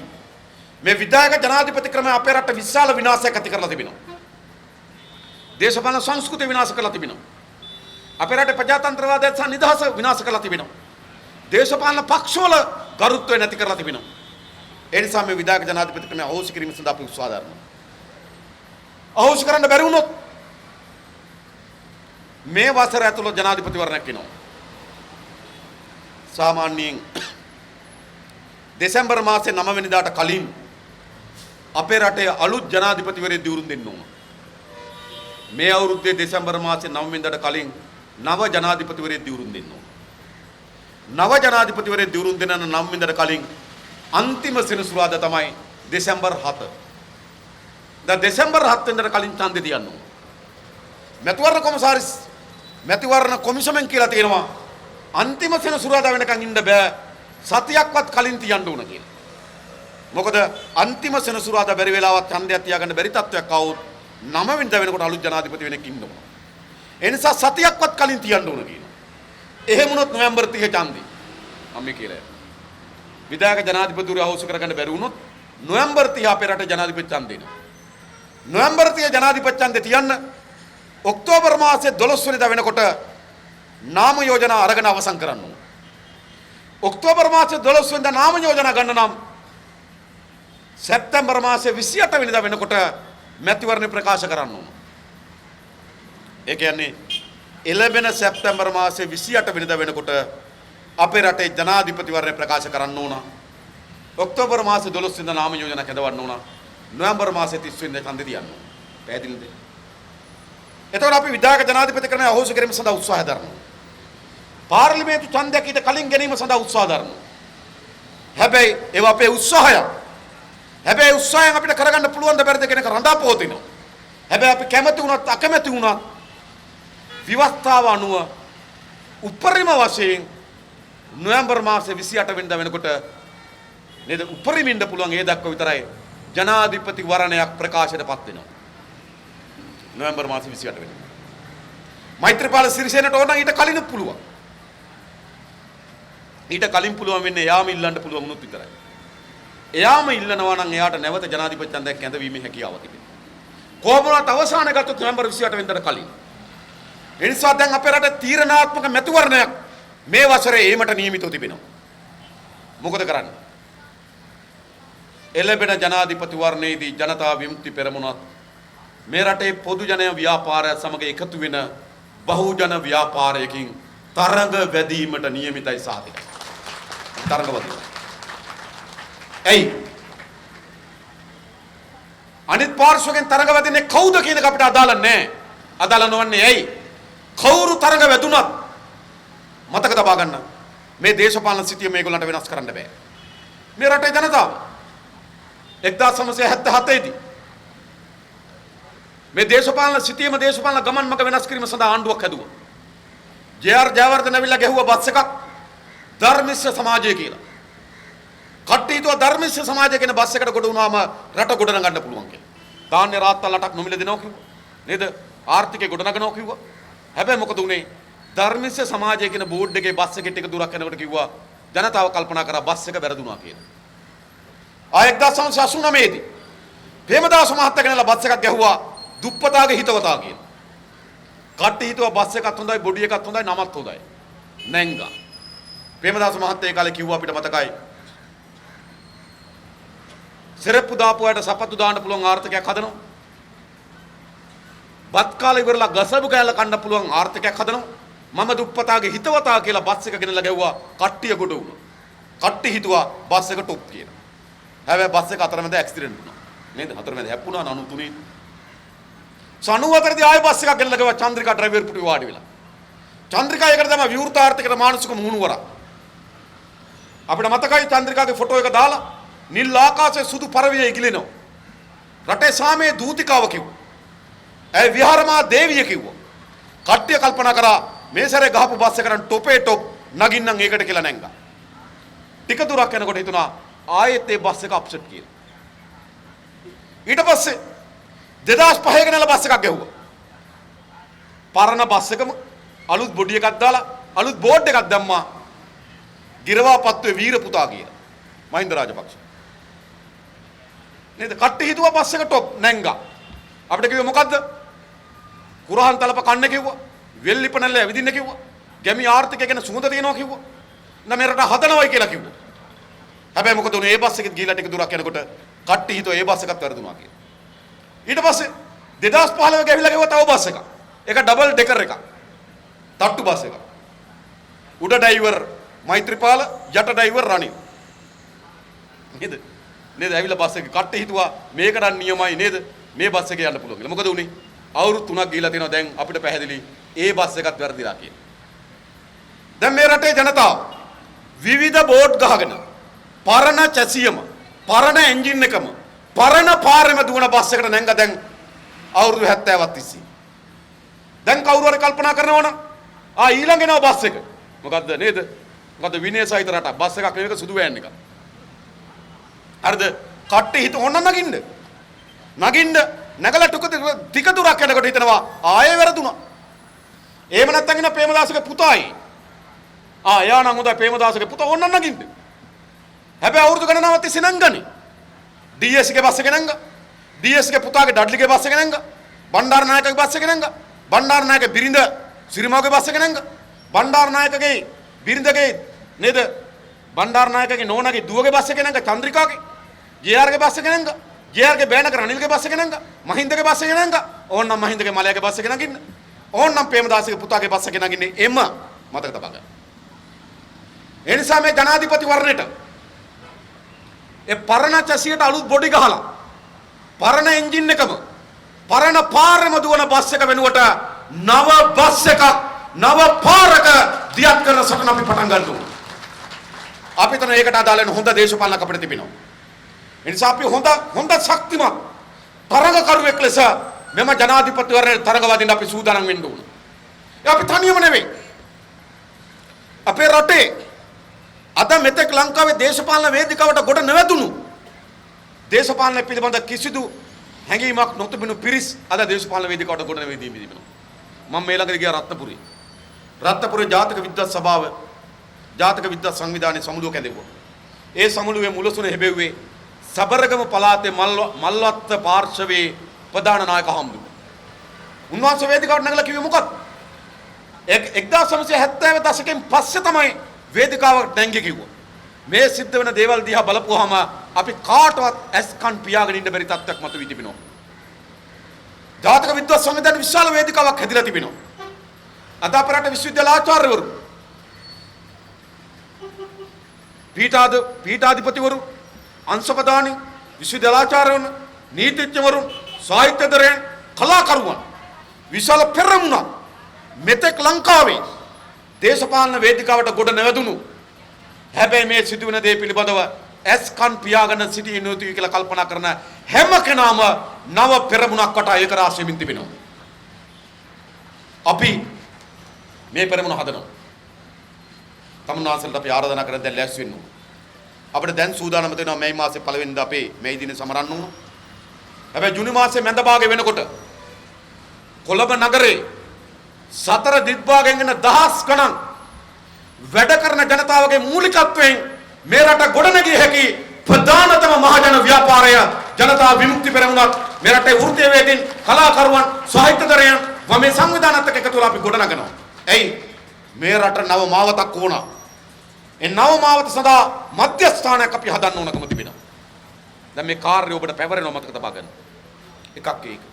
ඊළඟ අපේ දේශපාලන වැඩපිළිවෙලක් තිබෙනවා. අපේ මධ්‍යස්ථානයක් තිබෙනවා. ඊළඟට අපට අවශ්‍ය වී තිබෙනවා මේ ගොඩනැගීම සඳහා වැඩපිළිවෙලක්. මේ රට හදන්න ඕන. මේ රට හදන්න පුළුවන් රාජ්‍යයක්. මතක තබා ගන්න ලංකාව ගොඩනගන්න බැරි නම් ගොඩනගන්න පුළුවන් රාජ්‍යයක් ලෝකේ නැහැ. මේක ඉතාමත් වාසනාවන්ත රාජ්‍යයක්. අපිට ජලමහ දෙකක් වගා කරන්න පුළුවන්, කන්න දෙකක් වගා කරන්න පුළුවන්. මෝසන් දෙක වර්ෂාවත් වෙන රාජ්‍යයක්. රට මැද කඳු පද්ධතියක් තිබෙනවා. ඒ රට මැද කඳු පද්ධතිය රූරා ගලන ගංගා 103ක් තිබෙනවා. රට මැද කඳු පද්ධතිය රට වටේ රූරා ගලන ගංගා පද්ධතියක් තිබෙනවා. අවුරුදු 2500ක ඉතිහාසයක් ඇතුලේ විශේෂම මිහිඳු මහ රහතන් වහන්සේගේ ආගමනය සමගම අපිට ආවේ බෞද්ධ ධර්මයේ පමණක් නෙවෙයි. අපිට සංවිධිත අධ්‍යාපනයක් ආවා. අපේ පිරිවෙන් අධ්‍යාපන දිගු ඉතිහාසයක් තිබෙනවා. අපිට ඒකේ ආර්ථික කළමනාකරණය පිළිබඳව ආවා. ගෘහ නිර්මාණ ශිල්පය ආවා. කලාව ආවා. සාහිත්‍ය ආවා. නිසා දිගු ඉතිහාසයක් සහිත මිනිස් සම්පතක් අපිට තිබෙනවා. සිංගප්පූරුව ගත්තොත් මෙතනින් පහළ ඉන්න තුන්වෙනි පරම්පරාවට ලියන්නත් බෑ කියන්නත් බෑ. ඒ කියන්නේ 1920 ගණන් වල ඉපදිච්ච අයට සිංගප්පූරුව ලියන්නත් බෑ කියන්නත් බෑ. මීට යටින් තුන්වෙනි පරම්පරාව අවුරුදු 90කට කලින් අයට ලියන්න බෑ කියන්න බෑ. ජපාන ගත්ත පරම්පරා දෙකකට කලින් අයට ලියන්න බෑ කියන්න බෑ. හැබැයි අපිට දිගු ඉතිහාසයක් සහිත විධිමත් අධ්‍යාපනයක් සහිත මුහත් කරන මානව සම්පතක් ඉන්නවා. ලෝකේ ඕනෑම තැනක ඕනෑම කෙනෙක් එක තරඟ වදින්න පුළුවන් මුහත් කරන්න පුළුවන් දැවැන්ත මානව සම්පතක් ඉන්නවා. නිසා මේ මානව සම්පතත් අපේ රටේ ස්වභාවික සම්පත් ටික කළමනාකරණය කරලා හොඳ මැදිහත් වීමක් ලබා දුන්නොත් මේ රට ලෝකයේ තියෙන ඉතාමත් ශාස්ත්‍රීය රාජ්‍ය බවට පත් කරන්න පුළුවන්. අපි කියන මොනතරම් අපේ රටේ මිනිසත්කම සිඳිලා තිබුණත් ඇතුලේ තාමත් අපේ කකියන හදවත තියෙනවා. ඒ තෙතමන සහිත හදවත තිබෙනවා. ලෝකයේ කිසිදු රටකට වඩා ප්‍රජාවක් දුෂ්කරතාවයකට විනාශයකට පත් වුණම ජනතාව ස්වච්ඡාවෙන් මැදිහත් වෙනවා. ඒවා මේ සමාජයේ විසින් නරුම මිනිස්සු වැටේට මතු කරලා තිබෙනවා. හැබැයි මේ හදවතේ තියෙන මනුස්සත්වේ, හදවතේ තියෙන අනකගෙන තියෙන කැක්කුම අපිට අපේ සාහිත්‍යයෙන්, කලාවෙන්, අපේ සංස්කෘතියෙන් ගොඩනගා තිබෙන මිනිසත්කම යලි ඉදිරියට ගන්න පුළුවන් සමාජයක් අපි නිර්මාණය කරන්න ඕන. අන්නේ මිනිස් සමූහයත් එක්ක මේ රටේ ආර්ථිකය කළමනාකරණය කරමින් ඉදිරියට යන ගමනක් අපිට නිර්මාණය කළ හැකියි. ඒ ගමනේදී වැදගත්ම සාධකය අධ්‍යාපනය. අපේ එතන අපේ රට ගොඩනගන්න පුළුවන්කම දැනුමෙන් සුපේසිත මිනිස් ප්‍රජාවක් ගොඩනැගීමෙන් විතරයි. අද අපේ රටේ අධ්‍යාපනය තමයි ප්‍රධානම ප්‍රශ්නේ මතුවී තිබෙන්නේ. අපි ගමේද නගරේද දුප්පත්ස පොහොසත්ද සල්ලි තියනවද නැද්ද උගත්ත නූගත්ත ભેදකින් තොරව ලංකාවේ හැම අම්මා තාත්තා කෙනෙක්ම තමන්ගේ දරුවන්ට උගන්වන්න වේසමාංශ වෙනවා. ලෝකේ මේ තරම් තමන්ගේ දරුවන්ට උගන්වන්න වේසමාංශ වෙන දෙමව්පිය ලෝකේ කොහෙවත් නැහැ. මතක තබා ගන්න. අද දොස්තර මහත්තයා උත්සාහ කරනවා තමන්ගේ දරුවා දොස්තර කරන්න. හැබැයි ත්‍රිවිල් රියදුරත් උත්සාහ කරනවා තමන්ගේ දරුවා දොස්තර කරන්න. එහෙම නෙවෙයිද? එහෙමයි. ඉංජිනේරු මහත්තයා උත්සාහ කරනවා තමන්ගේ දරුවා ඉංජිනේරුවෙක් කරන්න. හැබැයි පදික වේදිකාවේ බඩු විකුණන සාමාන්‍ය වෙලෙන්දත් උත්සාහ කරනවා තමන්ගේ දරුවා ඉංජිනේරුවෙක් කරන්න. දුප්පත්ද පොහොසත්ද උගත්ද නූගත්ද ભેදකින් තොර හැමදෙනාම දරුවන්ට උගන්වන්න වේසමාංශ වෙනවා. හැබැයි මේ සමාංශන ප්‍රතිඵලය මොකක්ද? ආසන්න වශයෙන් ගත්තොත් අපේ රටේ පළවෙනි පන්තියට ඇතුළත් වෙන ළමයි 3,20,000ක්. මේ 3,20,000 විශ්වවිද්‍යාලයට ගන්න 28,000යි. 108යි. ඒ කියන්නේ ළමයි 3,20,000 මේ වගේ විශාල හයි ලෙවල් රෝඩ් එකෙන් හයි ලෙවල් පාරේ ළමයි 3,20,000 පළවෙනි පන්තියට ඇතුළත් වෙනවා. ඊට පස්සේ 28,000 108ක් අතුරු පාරකින් විශ්වවිද්‍යාල වලට යනවා. මා හයි ලෙවල් පාරේ එන දරුවෝ අතුරු පාරකින් උසස් අධ්‍යාපනයට යනවා. දෙවටකින් උසස් අධ්‍යාපනයට යනවා. අනිත් සියල්ල හැලෙනවා. දෙමෝපියගේ ප්‍රාර්ථනාවන් ඉටු වී තිබෙනවා. දරුවන්ගේ ප්‍රාර්ථනාවන් ඉටු වී තිබෙනවා. රාජ්‍යකේ සමාජයට වෙන ප්‍රාර්ථනාවන් ඉටු වී තිබෙනවා. ඒ නිසා මේ අධ්‍යාපන ක්‍රමය අද අසමත්. අද අපේ රටේ අධ්‍යාපන ක්‍රමය අසමත් වී තිබෙනවා. අධ්‍යාපන විශාල ව්‍යවුලක් විශාල අර්බුදයක් අධ්‍යාපනයේ නිර්මාණය කරලා තිබෙනවා. මතක තබා ගන්න. විශාලම අවුල නිර්මාණය කරලා තිබෙන කොතනද අද? අද අධ්‍යාපනයේ නිර්මාණය කරලා තිබෙන විශාලම අර්බුදය තමයි අද දරුවන්ගේ අධ්‍යාපනයේ තියෙන ඉස්කෝලේ නෙවෙයි. අද ඉස්කෝලේ කියලා කියන්නේ ළමයි බලා ගන්න ඩේ කෙයා සෙන්ටර් එක. අම්මයි තාත්තයි වැඩට යනකොට ළමයා බලා ගන්න ඉස්කෝලේට දානවා. ළමයාට උගන්වන්න ටියුෂන් ගෙනියනවා. අද අධ්‍යාපනය කියන්නේ කොහෙද? අද අධ්‍යාපනය තියෙන පාසල ඇතුලේ නෙමෙයි. අද අධ්‍යාපනය තියෙන පාසලෙන් එළියේ. සෙනසුරාදා ඉරිදා දිනවල නුගේකට ගිහිල්ලා බලන්න. මේ කොළඹ සියලු පාසල් වල ඉන්න දරුවන්ටත් වඩා වැඩි දරුවෝ ප්‍රමාණයක් නුගේගොඩ ටියුෂන් පන්ති වල ඉන්නවා. එයි අවුරුදු 70 කරන මොකද සිද්ධ වෙලා තිබෙන්නේ?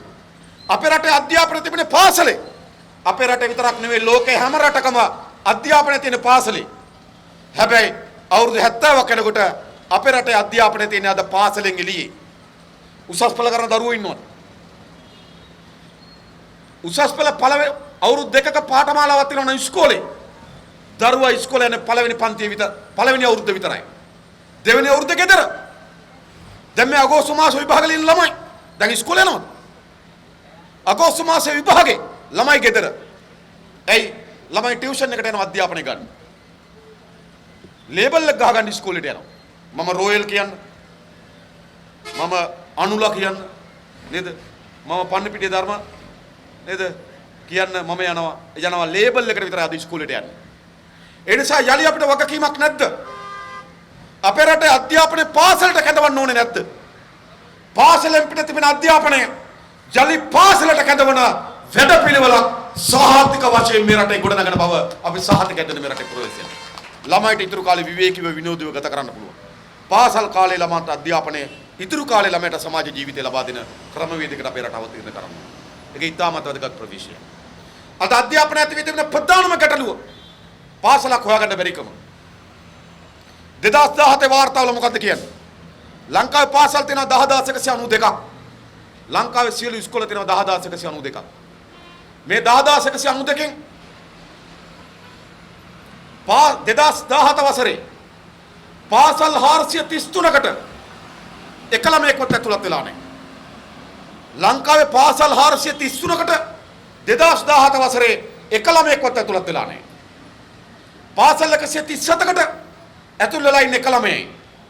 පාසල් 138කට ළමයි ඇතුළත් වෙලා තියෙන දෙන්නයි. මොකද වෙලා තිබෙන්නේ? ඉස්කෝල තිබ්බට වැඩක් නැහැ. පාසල් 433කට එක ළමයෙක්වත් ඇතුළත් වෙන්නේ නැහැ 2017. පාසල් 137ට එක ළමයි ඇවිල්ලා තිබෙන්නේ.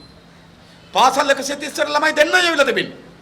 පාසල් 36කට ඇප්ලිකේෂන් ලක්ෂයක් ඇවිල්ලා. පාසල් 36කට ඇප්ලිකේෂන් ලක්ෂය.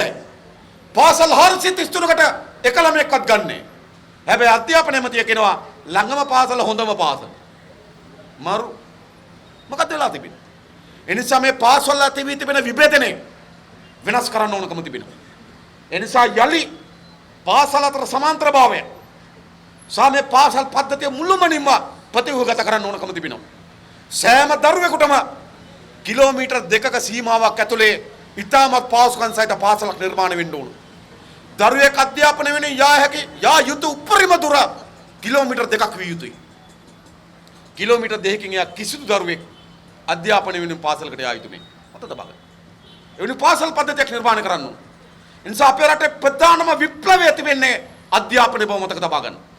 අපේ රට ගොඩනගන්න නම් මේ අධ්‍යාපනය වෙනස් කිරීමක් කරන්න ඕන. සිංගප්පූරුවේ පළවෙනි පන්තියේ ළමයි 100ක් ඇතුළත් වුණොත් ළමයි 58ක් උපාධිධාරී. ළමයි 50%ක් උපාධිධාරීන් වෙනවා. 30ක් ඩිප්ලෝමාධාරී.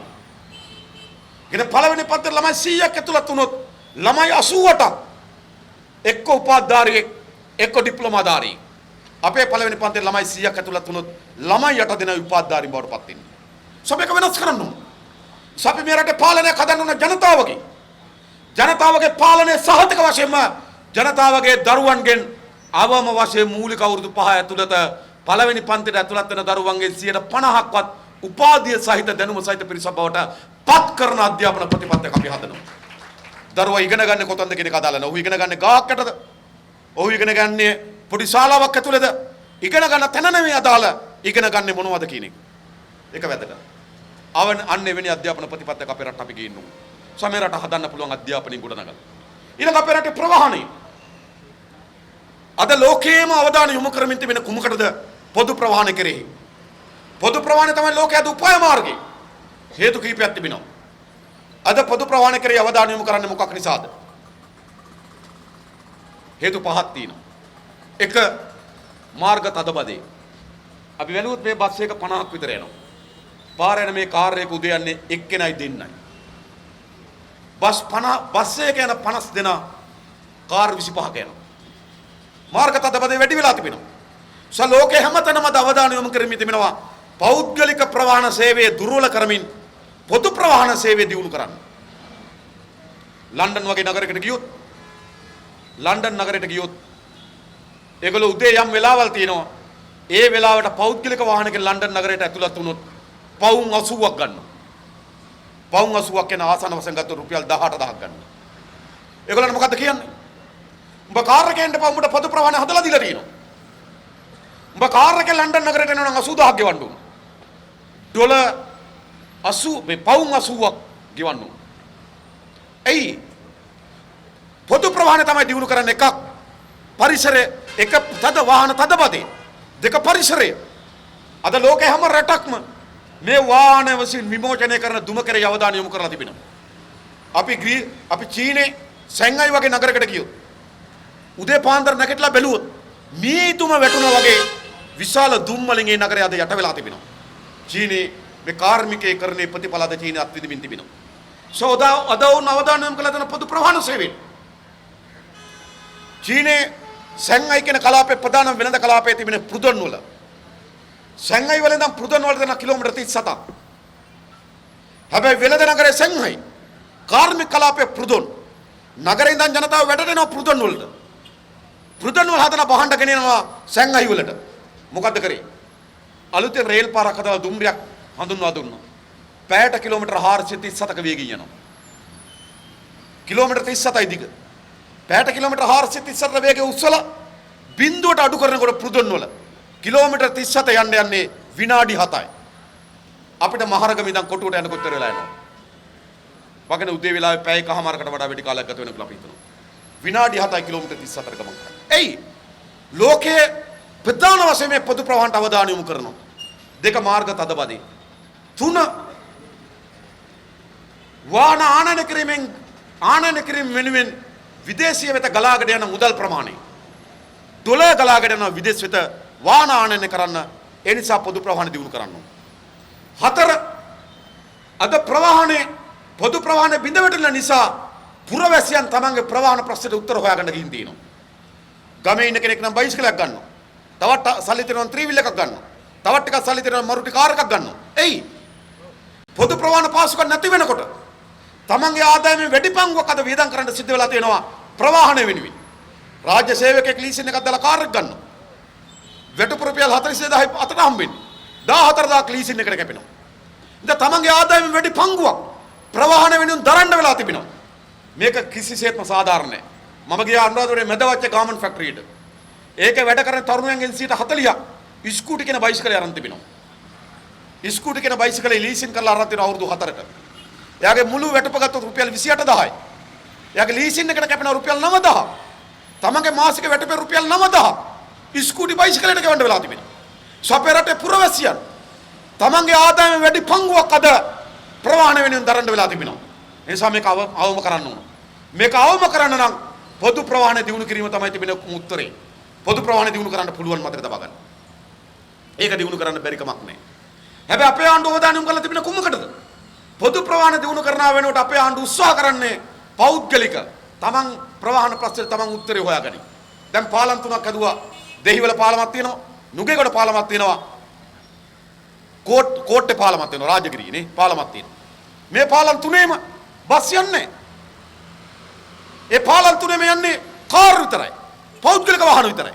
හැබැයි බස් යන්න ඕනේ යටින්. ඒ කියන්නේ උනන්දු දක්වලා තියෙන මොකේටද? පොදු ප්‍රවාහනේ කඩාවට්ටන්න අනිත් එක දිනු කරන්න.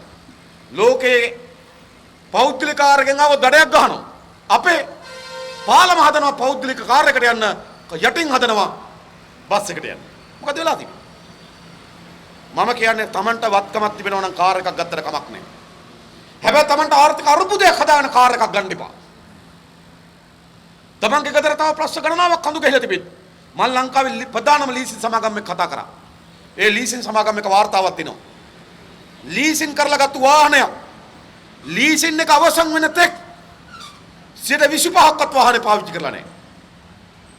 කල්පනා කරන ප්‍රවාහන පාසුකම් සපයා ගන්න වාහනේ ගන්න ඕන කියලා කාර් එක ගන්න ඕන කියලා. හැබැයි තමන්ගේ ආදායමත් කාර් එකේ ලීසින් පංගුවත් ගෙවා ගන්න බැරි වෙනවා. අන්තිමට මොකද කරන්නේ? ලීසින් එකත් එක වාහනේ විකුණනවා. අරුබුද හැදිලාද? ගෙවල් වල රණ්ඩු ඇති වෙලා තියෙනවා. පවුල් කැඩිලා තියෙනවා. මම දන්නවා. නෝනා කියන කාර් එකක් ඕන කියලා. මහත්තයා කියන ආදායම මදි කියලා. ඉතින් ගන්නවා කාර් එක. ලීසින් එක ගෙවා ගන්න බෑ. පස්සේ මහත්තයා කියනවා නෝනාගේ පින්ද තමයි ගත්තේ කියලා රණ්ඩුව. පවුල් කැඩිලා තියෙනවා. මේක වෙලා තියෙනවා. එනිසා අපේ පොදු ප්‍රවාහනේ කඩා වැටෙමින් තිබෙනවා. එනිසා මේ පොදු ප්‍රවාහනේ දිනු කළ හැකි. දිනු කරන්න පුළුවන් මතක තබා ගන්න. දිනු කරන්න බැරියේ. ගිය අවුරුද්දේ එයාලංකේගේ පාඩුව කෝටි 5000යි. එයාලංකේගේ පාඩුව කෝටි 5000යි. දැන් එයාලංකේක අපේ රටේ පුරවැසියන් කී දෙනෙක් පාවිච්චි කරනවද? මම කියන්නේ අපි විශාල වැයබරතර ගුවන් සේවාව පවත්වාගෙන යුතු නැහැ. ඒක අපේ රටේ 2-3ක ගාට්ටිය පාවිච්චි කරන්නේ ඕන ගුවන් සේවයක් අපිට පාවිච්චි කරන්න පුළුවන්. හැබැයි අපි අවධානය යොමු කරන්න තිබුණේ පොදු ප්‍රවාහනයට. එයාලංකේකට අවුරුද්දට කෝටි 5000ක් දරනවනම් අපි කෝටි 5000 CTP එකට දැම්මුණා. CTP එකේ අද දුවන බස් ඔක්කොම තියෙන 5000යි. කෝටියක් ගානේ බස් ගත්තා නම් බස් 5000යි. CTP එකේ බස් ප්‍රමාණය දෙගුණයක් කරන්න පුළුවන්. අද අපේ රටේ බස් තියෙන්නේ කොහොමද? මේ මහරගම ඉඳන් කොටුවට යනවා. ඊට පස්සේ පාක් කරලා තියෙනවා. ආයෙ කොටුවේ ඉඳන් මහරගමට එනවා. ලෝකේ බස් තියෙන්නේ පාරේ. අපේ බස් තියෙන්නේ පාක් එකේ.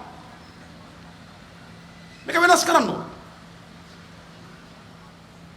බස් එක නිරන්තරයෙන් පාරේ යන්න ඕන. ඒකට රවුම් කලාප බෙදලා දෙන්න ඕන. බස් සේවය පොදු ප්‍රවාහන සේවයක්. ඒක සේවයක් බවට ආණ්ඩු යම් ව්‍යාපාරයක් දරන්න ඕන. මෙවැනි විදිහට හොඳ ප්‍රවාහන පද්ධතියක් අපි දිනු කරන්න පුළුවන්.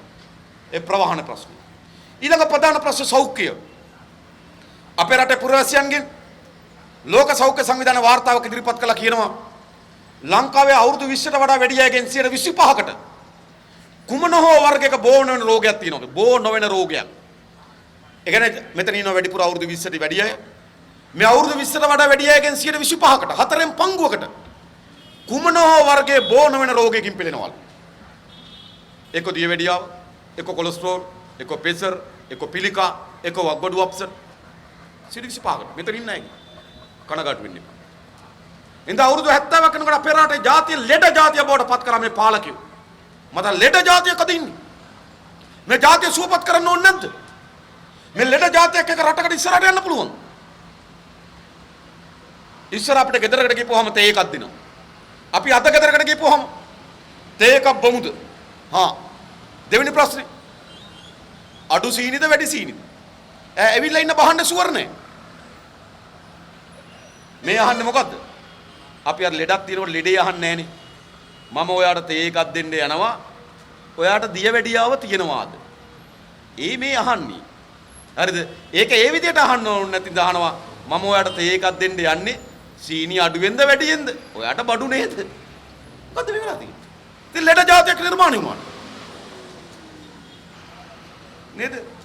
මට ඔය පේරාදෙණි විශ්වවිද්‍යාලයේ උපකුලපතිතුමාගේ බිරිඳ එතුමිය පේරාදෙණි වෛද්‍ය පීඨයේ ආචාර්යතුමිය එතුමිය කොත්මලේ ප්‍රදේශෙට ගියා කිව්වා. ඒ වැඩිහිටියා විශාල ප්‍රමාණයක් ගත්තොත් දියවැඩියාව හැදිලාලු. ඒ ආචාර්යතුමියා ඇවිල්ලා මාමා මේකට බෙහෙත් ගන්න නැද්ද කියලා. එතකොට ඒ මාමා කියනවලු නෝනේ කොහොමත් මේවා වයසට එන ලෙඩ නොවේ. එන වයසට ගියපම දියවැඩියාව වෙනවා. කවද්ද අපි එහෙම අහලා තියෙන්නේ? වයසට ගිහපුවම දත් හැලෙනවා. වයසට ගිහපුවම හැම රැලි වෙටනවා. වයසට ගිහපුවම කෙස් පැහෙනවා. වයසට ගිහපුවම දියවැඩියා වෙනවා. අද ඒක අපේ නේද? ඒක අපේ ස්වභාවික තත්වයට මේ ලෙඩේපත් වෙලා තිබෙනවා. එයි අපේ සෞඛ්‍ය අධ්‍යාපනය බිඳ වටලා තිබෙනවා. සෞඛ්‍ය අධ්‍යාපනයක් නේ. ප්‍රධානම ප්‍රශ්නේ අපේ ආහාර, දෙක සෞඛ්‍ය, තුන ක්‍රීඩාව. අපිට හොඳ ආහාර ප්‍රතිපත්තියක් නේ. ලෝකයේ පෝෂණ වේදය කියලා කියන විද්‍යාවක්. අද පෙරාදෙන විද්‍යාලේ, විශ්වවිද්‍යාලේ පෝෂණ වේදය පිළිබඳ උපාධි දෙනවා. ලෝකේ විශාල පර්යේෂණ කරනවා මිනිසුන්ගේ ආහාර රටාව පිළිබඳව. හැබැයි අපි පරණ පුරුදු විදිහටම බත් ගිලිනවා. උදේට රැයට දවල්ට ලොකු බත් පිඟානක එළවලු දෙයක්. හැබැයි අපේ ජීවන රටාව වෙනස් වුණා. අපේ සීයා කාණුව කපන්න ඕන වුණාම උදේ නැගිටලා කාණුව කපනවා. අපි කායික ශ්‍රමයේ වගුරුනවා. අපිට ඈත ගමනක් යන්න ඕන වුණාම ඉර මුදුන් වෙන්න කලින් නැගිටලා කිලෝමීටර් 5 පයින් යනවා. අද අපි ත්‍රිවිල් එකේ යනවා. අපේ කායික ශ්‍රමයේ වගුරුන ආකාරය වෙනස් වුණා. ඉස්සර අපිට ගහක් කපන්න ඕන වුණාම උදේ නැගිටලා පොරෙන් ගහ කපලා කුට්ටි කරලා කරේ තියාගෙන ගෙදර ගිනවා. අද අපිට ගහක් කපන්න ඕන වුණාම චේන්සෝ එකෙන් ගහ කපලා ට්‍රැක්ටරේ පටවලා ගෙදර ගිනවා. අපේ කායික ශ්‍රමයේ වගුරුන ආකාරය වෙනස් වුණා. එදා අපේ මුතුන් මිත්තෝ කායික ශ්‍රමයේ වගුරුප ආකාරයට නෙවෙයි අපි අද වගුරන්නේ. හැබැයි අපේ මුතුන් මිත්තෝ කාපු විදියටමයි අපි කන්නේ. ඉතින් අපේ කායික ශ්‍රමයේ වගුරුන ආකාරය වෙනස් වුණාට අපේ ආහාර රටාව වෙනස් වුණේ නෑ. ඒක එක අපේ ආහාර රටාව වෙනස් වෙන්න ඕන. දෙක ආහාර වල ප්‍රමිතියක් තියෙන්න ඕන. අද අපේ රටේ පාරිභෝගික කටයුතු නියෝජ්‍ය අමාත්‍යවරයා කියනවා කිරි පිටි වලට වස කියනවා. දැන් නියෝජ්‍ය අමාත්‍යවරයා එහෙම කියනකොට ආණ්ඩුවක මූලික වගකීම තමයි රටේ පුරවැසියන්ට පිරිසිදු ආහාර වේලක් දෙන එක. මේ ආණ්ඩුවකට සහතිකයක් දෙනවා. ලෝකයේ හැම රටක්ම බැඳී සිටිනවා. ඒ රටේ පුරවැසියන්ට පිරිසිදු ආහාර වේලක් දෙන්න. ලෝකේ ප්‍රධානම හරක් මස් නිෂ්පාදකයා බ්‍රසීලිය. බ්‍රසීලෙන් හරක් මස් ගෙනාවේ අයර්ලන්ඩ් වලට. එක හරක් මස් කෑල්ලක පළුද්දක් තිබ්බ කියලා බ්‍රසීලෙන් අයර්ලන්ඩ් වලට හරක් මස් කියන එක නතර කරා. අපේ මොකද වෙන්නේ? ජොන්ස්ටන් පනාදු ඡන්ද කාලේ හාල් ගෙනාවා 2015. හාල් ඉතුරු වෙලා මිනිස් ආහාරයට නුසුදුසු හාල් බවට පත් වුණා. ඒ හාල් ටික ප්‍රීමා ආයතනයේ කුකුල් කෑම වලට වික්කා. හැබැයි ප්‍රීමා ආයතනයේ කුකුල් කෑම වලට විකුණපු හාල් පොළොන්නරුවේ මොලේ සුද්ධ කරලා වෙළඳ පොළට ආවා. කවුද සහතිකයක් දෙන්නේ මේ මොකටද? ඉතින් වසවිස මිනිස්සුන්ට කණ්ඩ වෙලා තිබෙනවා. 7 ටොන් ගණන් හම්බ වෙනවා පණුව තියෙන සැමන්ටින්. කවුද සහතිකයක් දෙන්නේ? ඒ නිසා ආණ්ඩුවක වගකීම තමයි පුරවැසියන්ට පිරිසිදු ආහාර වේලක් ලබා දෙන්නේ. පිරිසිදු ආහාර ටික ලබා දෙන්න බැරි නම් ඒ ආණ්ඩු නෙවෙයි. අද අපිට පිරිසිදු ආහාර වේලක් තියෙනවා. පාරේ තියෙන අඹ ගෙඩියක් ගස්ලපු ගෙඩියක් ගන්න බයයි අපි. අඹ ගෙඩිය ගස්ලපු ගෙඩිය ගන්න කලින් අහන්නේ මොනවද? බෙහෙත් ගාලාද? මං කියන්නේ බෙහෙත් ගාලා නම් හොඳයි. අහන්න ඕන වස දාලාද කියලා. අපි අහන්නෙත් බෙහෙත් ගාලාද කියලා. මුදලාලි කියන්නේ මොකද්ද? අනේ මහත්තයෝ අම්මා මුත්තා කාලෙවත් කනමන දේවල් වලට වස මිශ්‍ර කරන જાතියක් නෙවෙයි අපි. ඒ නිසා කණ්ඩ නැතත් කනමන දේවල් වලට මම නම් වස මිශ්‍ර කරන්නේ අල්ලපු කඩේ නම් දාලා මෑනුත් දාලා අපි දන්නේ නැහැ. ඉතින් අපිට පිරිසිදු ආහාර වේල ගන්න සහතිකයක් නැත්නම් රටක ඇති වැඩේ මොකක්ද? සාමාන්‍යයෙන් අපේ රටේ සංස්කෘතිය අතර මම අහලා තියෙන ඕනතරම් සහෝදරයා බඩරි දිනවා. ඊයරට කොත්තුවක් කෑවනේ. එනේ කොත්තුවක් කෑවොත් බඩරි දිනවා.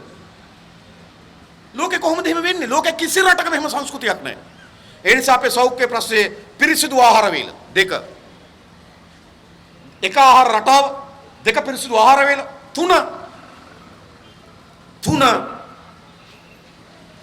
ගුණාත්මක ආහාර වේලක් මිලදී ගැනීමට තියෙන හැකියාව. අපිට පෝෂ්‍යදායී ආහාර වේලක් මිලදී ගැනීමට සද හැකියාවක් තිබෙනවා. වත්කමක් නැතිකම. මේක තමයි සෞඛ්‍ය වල ආහාර ප්‍රශ්නේ. දෙක සෞඛ්‍ය මම ළඟදී හොයලා බැලුවා. ආණ්ඩුව ඉස්පිරිතාලේ 2017 වසරේ ආණ්ඩුව ඉස්පිරිතාලෙන් බෙහෙත් තරම් තියෙනවා ලක්ෂ 600ක් OPD එකකින්. ආණ්ඩුවේ බාහිර රෝගියන්සේ බෙහෙත් තරම් තියෙනවා ලක්ෂ 600ක්.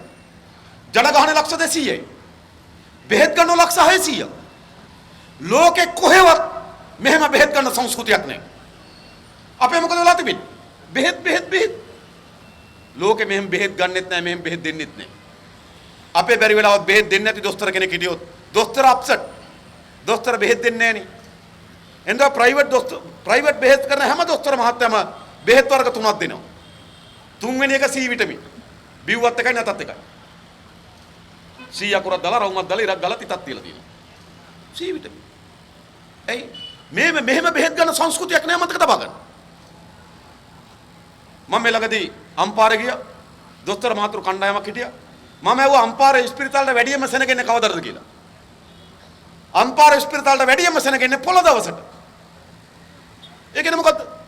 පොළට ආපෙගේ බෙහෙත් ටික තරම් ගියොත් හොඳයි. පොළට ආව නම් මොකද ඉස්පිරිතාලේ යන්නේ? මෙහෙම සංස්කෘතියක් තියෙනවා. මහරගම ටවුන් එකට ආපෙගේ ඉස්පිරිතාලෙත් ගොඩ වෙලා ගියොත් හොඳයි. මො ඥාති ඉන්නවද? ඉස්පිරිතාලෙට ගොඩ වෙලා යන්නේ. මොකද්ද මේ සංස්කෘතිය? ලෝකේ කොහෙවත් මෙහෙම බෙහෙත් දෙන්නේ නැහැ මතක තබා ගන්න. මෙහෙම බෙහෙත් බොන්නෙත් නැහැ. මට මේ ළඟ දොස්තර මහතුරු කණ්ඩායමක් කිව්වා. දැන් ඔය ක්ලිනික් තියෙනවා වෛද්‍ය සහායන. සමහර ලෙඩු ඉන්නවට ලෙඩේ බරපතලයි. එයාට වෛද්‍ය සහායනයක් යන්න තනියම බෑ. අර ක්ලිනික් එකට මාස් පතා. එතකොට ඒ ක්ලිනික් එකට ගෙනියන්නේ වෙන කෙනෙක්. අර ඒක උදව්වට යනවා. ගිහලා ටික වෙලාවක් යනකොට එයාට හිතෙනවා මමත් ඉස්පිරිතාලට ආපෙගේ බෙහෙත් ටිකක් ගත්තොත් හොඳයි. ආවේ වෙන කෙනෙකුට බෙහෙත් අරන් දෙන්න. හැබැයි එයාත් බෙහෙත් ගන්නවා. ඉතින් ලක්ෂ 600 බෙහෙත් ගන්නවා. ලෝකයේ බෙහෙත් කියලා කියන්නේ මාෆියාවක්. ලෝකේ ප්‍රධාන ජාවාරම තමයි ඖෂධ ජාවාරම. ඒ නිසා අපේ රටේ ප්‍රාථමික සෞඛ්‍ය අධ්‍යාපනය දියුණු කරන්නේ නැහැ. දියුණු කරලා පුරවැසියන්ට අධ්‍යාපනයක් දෙන්නේ නැහැ. බෙහෙත්ම නෙවෙයි. මතක තබා ගන්න. බෙහෙත් කියන්නේ බෙහෙත් නෙවෙයි.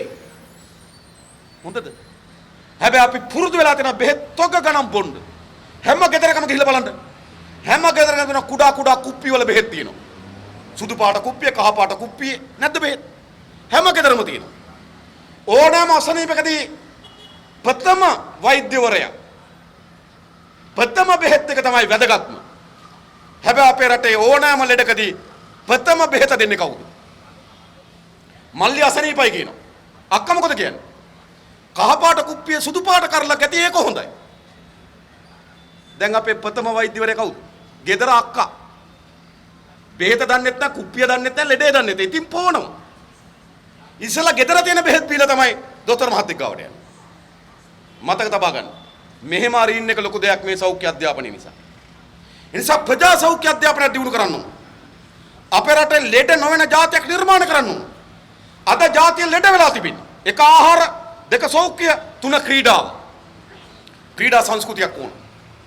අද අපේ රටේ ක්‍රීඩා සංස්කෘතියක් තියෙනවද නැහැ?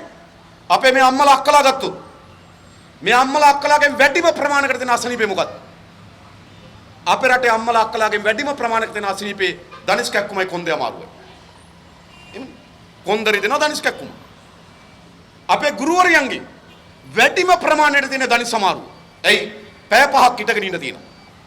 දනිස් කැක්කුමේ රහස මොකක්ද? කකුල් දෙකට ඔරුත් තුන දෙන ශරීරයක් උස්සන් ඉන්නවා. ස්ථූලතාවය. මේක තමයි ප්‍රශ්නේ. ලබ්බකට කෝටු දෙකක් ගාලා හිටවුවොත් මොකද වෙන්නේ? කෝටු දෙක කැඩෙනවා. එම්ම දැන් අපේ කාන්තාවන් පෙළෙන ප්‍රධාන ප්‍රශ්නය අද ස්ථූලතාවය. කිසි ව්‍යායාමයක් කරන්නේ නැහැ. කිසි ක්‍රීඩාවක නියැලෙන්නේ නැහැ. අපේ ගම්වල බැරි වෙලාවක් කාන්තාවක් උදේ බයිසිකලේ පදින්න පටන් ගත්තොත් ඒ මැනික බයිසිකලේ පදිනවා මැනිකට මොකද දන්නේ නැහැ වෙලා තියෙන්නේ වැඩේ හරි නෑ වගේ. ඒක අප්සෙට් වැඩක්. මතක තබා ගන්න. ඒ නිසා අපේ ක්‍රීඩා සංස්කෘතියක් නිර්මාණය වෙලා නැහැ. ඒ නිසා කාන්තාවන්ගෙන් බහුතර ප්‍රමාණයකට දනිස් කැක්කුම, දෙක කොන් දෙක කැක්කුම. කොන් දෙක කැක්කුම හේතුව මොකක්ද? අපි නරක ඉරියව්. අපිට පුටුවක වාඩි වෙන විදිය ඉගෙන ගන්නෙ නේ. උගන්නලා නේ. අපිට බිම වැටුනහම බරක් ඔසවන විදිය උගන්නන්නේ නේ. අපිට මිරිස් සමරන විදිය, අපිට මිදුලාතු ගන්න විදිය මේ ඔක්කොම වැරදි නරක ඉරියව්. ලෝකයේ හැම රටකම ඉරියව් උගන්නන මිනිසුන්ට. ඕස්ට්‍රේලියාවම ගියා ඉස්කෝලයක් බලන්න. පැන්සලක් වැටුනහම පැන්සලන අරගෙන නැගිට විදිය උගන්නනවා. දනිස් දෙකෙන් පාත් වෙලා පැන්සල අරගෙන දනිස් දෙකෙන් ඉස්සිනවා. අපි සිමෙන්ති කොට්ටිය උස්සනවා කොන්දේ. ඉතින් ගෙදර මොකද වෙන්නේ? අයියා සිමෙන්ති කොට්ට 10ක් උස්සපුවාම කොන්දේ අමාරු. ඉතින් මොකද කියන්නේ? ඖෂධයට නේද? රැයට අඩියකුත් ගන්නවා. අද ටිකක් වැඩ කරපේ ටිකක් ඇඟට මහන්සි අඩියක් ගැහුවොත් හොඳයි. අක්කත් එදා නිකන් ඉන්නවා මහන්සිලා ඉන්නේ ඔන්න ඔහෙ කමක් නැහැ කියලා. වැරදි මේව මතක තබා. ඖෂධෙත් අපේ ඒක වෙලා තිබෙනවා. ඒ නිසා අපේ රටේ පුරවැසියන්ට ක්‍රීඩා සංස්කෘතියක් නිර්මාණය කරන්න ඕන. ලෙඩක් හඳන් නිර්මාණය වෙලා තිබෙන අපේ රටේ. මේකට ක්‍රීඩා සංස්කෘතියක් අවශ්‍යයි. අපේ අද ක්‍රීඩාව කියලා කියන්නේ මොකද්ද? ක්‍රීඩාව කියලා කියන්නේ රැකියාවකට සුසුකමක්. හැබැයි රැකියාවකට සුසුකමක් නෙවෙයි ක්‍රීඩාව. ක්‍රීඩාව කියන්නේ නිරෝගී සම්පන්න ජීවිතයක් සඳහා උවමනාවක්. නිරෝගී සම්පන්න ජීවිතයක උවමනාව තමයි ක්‍රීඩාව. අපි කියන්නේ මොකද්ද? කොල්ලට දුවන්න පුළුවන් පොලිසියට හොඳයි. කොල්ලට උසපයින්න පුළුවන් හමුදාවට හොඳයි. දුවනවා නම් පොලිසියට. දුවලා ගිහිල්ලා අර්ජුන මහේන්ද්‍රන් අල්ලන්න. අල්ලයි. අර්ජුන මහේන්ද්‍රන්. නේද? එහෙමනේ කියන්නේ දිව්වොත් පොලිසියට උසපයින්නොත් හමුදාවට. මේ රැකියාවට යන සුසුකමක් නෙවෙයි ක්‍රීඩාව. ක්‍රීඩාව කියලා කියන්නේ නිරෝගී සම්පන්න ජීවිතයක් වෙනුවෙන් අවශ්‍යතාවය. හැබැයි අපේ ක්‍රීඩා සංසු ඉස්සර තිබ්බා. හැම ගමකම වොලිබෝල් කෝට් එකක් තිබ්බද තියෙනවා. ගඟ ගාව දරුවෝ ගඟ එකටමකට පීනුවා. මුහුද ගාව දරුවෝ මුහුදේ පීනුවා. අද මොකද වෙලා තිබෙන්නේ? අද බැරි වෙලාවත් ගෙදර දරුවෙක් බැට් එකක් අතේ තියාගෙන ඉන්නවා අම්මා කියනවා. බැට් එක තියාගෙන ඉඳලා උඹට කණ්ඩ හම්බ වෙයි. ඒ බැට් එක තියාගෙන කණ්ඩ හම්බ වෙන්නේ. මොකද වෙලා තිබෙන්නේ? එඳා ක්‍රීඩා සංස්කෘතිය ක්‍රීඩා අධ්‍යාපනයක් රට ඕන. හැම පුරවැසියකටම නිරෝගී සම්පන්න ජීවිතයක් වෙනුවෙන් ක්‍රීඩාව අවශ්‍යයි. ඒ නිසා හොඳ ක්‍රීඩා ප්‍රතිපත්තියක්, හොඳ ආහාර ප්‍රතිපත්තියක්, හොඳ සෞඛ්‍ය ප්‍රතිපත්තියක්. මේ කියනන් කවරක්වත් ඔබට හොඳ ජීවිතයක්. මිනිස්සුන් හොඳ අපි කවුරුත් කැමති. තව ආත්මයක් තියෙනවා කියනවා නෑ කියනවා අපිට අදාළ නෑ. ඊළඟ ආත්ම මොනව වෙයිද දන්නේ. තියෙනවද නැද්ද දන්නේ නැහැ. ඒක වෙනම දෙයක්. හැබැයි මේ ආත්මය අපි වැඩියෙන් ජීවත් වෙන්න ඕනේ නැද්ද? සාහතිකයක් දෙන ඔබට අපි එකතු වෙලා ආණ්ඩුවක් හදමු. ඔබගේ ජීවත් වෙන කාලය පවා වැඩි කරන ආණ්ඩුවක් ඒක. ආයුෂ වැඩි කරන ආණ්ඩුව. දැන් මම මේ කිව්ව සාධක මහින්ද රාජපක්ෂ මහත්තයා ගලපන්න. අපහාසයක් නෙවෙයි. කිසි තරහකින් නෙවෙයි කියන්නේ. මහින්ද රාජපක්ෂ මහත්තයාට අවුරුදු 73යි. අපි 73 ගමේ කෙනා ගැන තිබ්බොත් කොහොමද වෙන්නේ? එක්කෝ පේනවා මහින්ද මහත්තයාට 53යි අපේ කෙනාට 73යි. එක්කෝ පේනවා මහින්ද මහත්තයාට 73යි අපේ කෙනාට 93යි. එයි මම මේ කියපු සාධක ඔක්කොම මහින්ද මහත්තයාට දිනනවා. එතුමාට හොඳ ආහාර වේලක් තිබෙනවා. ඒ කියන්නේ ආහාර රටාවක් තිබෙනවා. එතුමාගේ ආහාර වේල නිර්දේශ කරන්නේ පෝෂණ වේදී. එතුමාගේ බර අණුව, වයස අණුව, එතුමන් තියෙන රෝග අණුව ඔබතුමා ගත යුතු ආහාර මේකයි කියලා පෝෂණ වේදියේ ආහාර වේල තීරණය කරනවා. ඒතර එතුමාට හොඳ නේද? ඒ අවශ්‍ය වෙන ආහාර වේල තියෙනවා. දෙක එතුමාට පිරිසිදු ආහාර වේලක් දෙනවා. එතුමා ආහාර ගන්න කලින් පරීක්ෂාවට භාජන වෙන කෙනෙක් කාලා බලනවා. එතුමාට පිරිසිදු ආහාර වේලක් ලැබෙනවා. තුන එතුමාට ගුණාත්මක ආහාර වේලක් ගන්න වත්කමක් තියෙනවා. ඒතර එතුමා ආහාර වලින් සම්පූර්ණයි. ඊළඟ එතුමාට තියෙනවා හොඳ සෞඛ්‍ය සේවයක් තිබෙනවා. මේ ළඟදී කොන් දෙකෙක්ම හැදිලා එතුමා බෙහෙත් ගන්න ගියේ සිංගප්පූරු එලිසබෙත් රෝ වලට. අපි කොන් දෙකෙක්ම හැදුනම සිද්ධාලේ පතුල්ලනවා. මම කියන අපි කවුරුවත් එතුමාට තරහ වෙන්න එපා. මොකද ජීවිතේ එතුමාගේ. එතුමාගේ ජීවිතේ රැක බලා ගන්න එක එතුමාගේ වැඩක්. එතුමා කල්පනා කරන එතුමාට කොන් දෙකක්ම හම්බුනම සිංගප්පූරු යන්න ඕන කියලා. ඒක එතුමාගේ ජීවිතේ. එතේ එතුමාට හොඳ සෞඛ්‍ය සේවයක් තියෙනවා. හොඳ ආහාර වේලක් තියෙනවා. හොඳ සෞඛ්‍ය සේවයක් තිබෙනවා. ඒ වගේම හොඳ ක්‍රීඩාශීලී ජීවිතයක් තියෙනවා. මම දැකලා දෙන සමහර දවස්වල කුරුණෑගල වැව රවුමේ විදිනවා. තංගල්ලේ මුහුදේ බහිනවා. ජපාන් ගිහිල්ලත් ඇවිදිනවා. මේ ළඟදී මම දැක්ක Facebook එකේ ෆොටෝ එකක් යනවා. කඹයකින් එල්ලිලා දරණේ ගහගෙන ඔළුවෙන් හිටගෙන. දැක්කද? ෆොටෝ එකක් එනවා නේද? ඇත්තටම මම හිතුවේ මොකක්ද දන්නවද? සුනාමි හොරකම අහුවලා දඩුවම් දීලා කියලා. නිකන් මං කිව්වේ. හරිද? පස්සේ ඔය යනකොට බලනකොට තමයි තේරුනේ යෝගා. ඉතින් එතුමා යෝගත් කරනවා. මං කියන්නේ එතුමාත් එක්ක කවුරුවත් තරහ වෙන්නත් එපා. එතුමාත් එක්ක දේශයෙන් බලන්නත් ජීවිතේ එතුමාගේ. එතුමාගේ ජීවිතේ මොකද වෙන්නේ? එතුමාට අවශ්‍ය වෙන පෝෂ්‍ය වේදියේ ආහාර වේල තීරණය කරනවා. නේද? එතුමාට ඒ වගේම පෝෂ්‍ය පිරිසුදු ආහාර වේලක් ලැබෙනවා. එතුමාට ගුණාත්මක ආහාර වේලක් ලෙදී ගන්න පුළුවන් ආහාර වලින් සන්තුෂ්ටයි. එතුමාට හොඳ වෛද්‍ය සේවයක් තියෙනවා. එතුමාට හොඳ ක්‍රීඩාශීලී ජීවිතයක් තියෙනවා. ඉතින් 73ට එතුමා හොඳට ඉන්නවා. ඉතින් අපේ 73ත් ඔහොම තමයි. හැබැයි අපිට අර මොකවත් නැති නිසා අපේ 73 නිකන් 83 93 වගේ. අන්න ඒ ජීවිතේ හැම කෙනාට ලැබෙන්න ඕනේ නැද්ද? මහින්ද රාජපක්ෂ මහත්තයාගේ ජීවිතෙත් එතුමත් එකපාරයි ඉපදෙන්නේ අපිත් එකපාරයි ඉපදෙන්නේ. කනගාටු වෙන්න එපා. ඒක තමයි ඇත්ත. හරිද? ඒ නිසා අපි කාටත් අපි ජීවත් වෙලා ඉන්න ජීවිතය නිරෝගී සම්පන්න ජීවිතයක් ලෙස ගත කරන්න ඕනේ නැද්ද? ලෙඩ වලින් පිරුණු නේද? මෙහෙම ජීවිතයක් වෙනකොට අපිට නිරෝගී සම්පන්න ජීවිතයක් ඕන. හැබැයි අපේ රටේ පුරවැසියන්ගෙන් 125ක් අවුරුදු 20ට වඩා වැඩි අයගෙන් 4න් පංගුවක් කුමන හෝ බෝන වෙන රෝගයකින් පෙළෙන ලෙඩ ජාතියක් නිර්මාණය කරා. ඒ නිසා අපේ රට ආණ්ඩුවක් ඕන. මේ ලෙඩ ජාතිය වෙනකොට සුවපත් කරලාද ජාතිය සුවපත් කිරීම සඳහා පාලනයක් අපේ රටේ ගොඩනගා ගන්න ඕනකම තිබෙනවා. ඒ වෙනුවෙන් අපි එකතු වෙන්න ඕන. මම කියන්නේ. ඒ නිසා අපි මේ රට හදන්න පුළුවන් මතක තබා ගන්න. ආර්ථිකය, අධ්‍යාපනය, සෞඛ්‍ය, ක්‍රීඩාව, සාහිත්‍ය, කලාව, පරිසරය මේ ඔක්කොම සංරක්ෂණය වෙන ඉතාමත් හොඳ විද්‍යාත්මක වැඩපිළිවෙලක් අපේ රටට වුණා. එවැනි වැඩපිළිවෙලකින් තොරව මේ රට හදන්න බෑ. තනි පුද්ගලයන්ට කිසි දෙයක් කරන්න බෑ මතක තබා ගන්න. මොනවද නොකරේ? අපි 94 විහාරමාදේවි ගෙනාවා. 2005 දුටු ගෙමුණු ගෙනාවා. 2005 ලෝකේ ඉන්න ලොකුම මොළ ආසියාවේ ලොකුම මොළය ගෙනාවා. නේද? ඉස්සරහට ගෙන දුප්පතාගේ හිතවතාගේ පුතා සජිත් ඕන්න ගෙනලා බලන්න.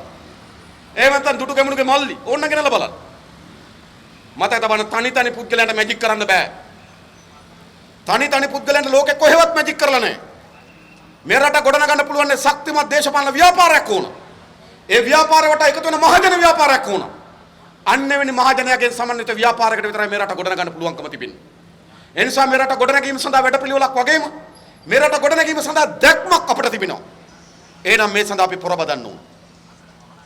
මම නැවතත් කියන්නේ නොවැම්බර් මාසයේ 28 වෙනිදා වෙනකොට උපරිම වශයෙන් 28 වෙනිදාට පෙර ජනාධිපති ඡන්දයට නාම යෝජනා කැඳවනවා. ඒ අපේ රටේ තීරණාත්මක මැතිවරණ බවට පත් කරගන්න ඕන.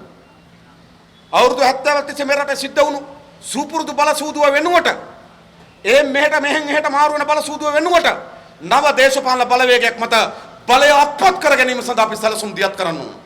ඒ සඳහා විශාලතම මහජන ව්‍යාපාර අපි ජුනි මාසයේ ගොඩනගනවා. මතක තබා ගන්න. විශාලතම මහජන ව්‍යාපාර.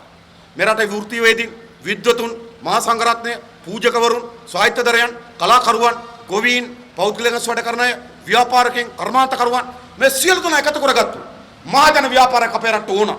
අන්නේ මහජන ව්‍යාපාරය අතට අපේ රටේ බලය මාරු කරන්න ඕන. එනිසා මේ වසර තීරණාත්මක බලය මාරු කරගෙන වසර බවට පත් කරගමු. ඒ පත් කරගත හැකි වන්නේ ඔබ වෙනස් කරන්න, ඔබ අනේකා වෙනස් කරන්න කැමති නම් විතරයි. ශ්‍රී ලංකා නිදහස් පාක්ෂිකව ওই විදිහට මිදගෙන, එක්සත් ජාතික පාක්ෂිකව ওই විදිහට මිදගෙන රට වෙනස් කරන්න බෑ.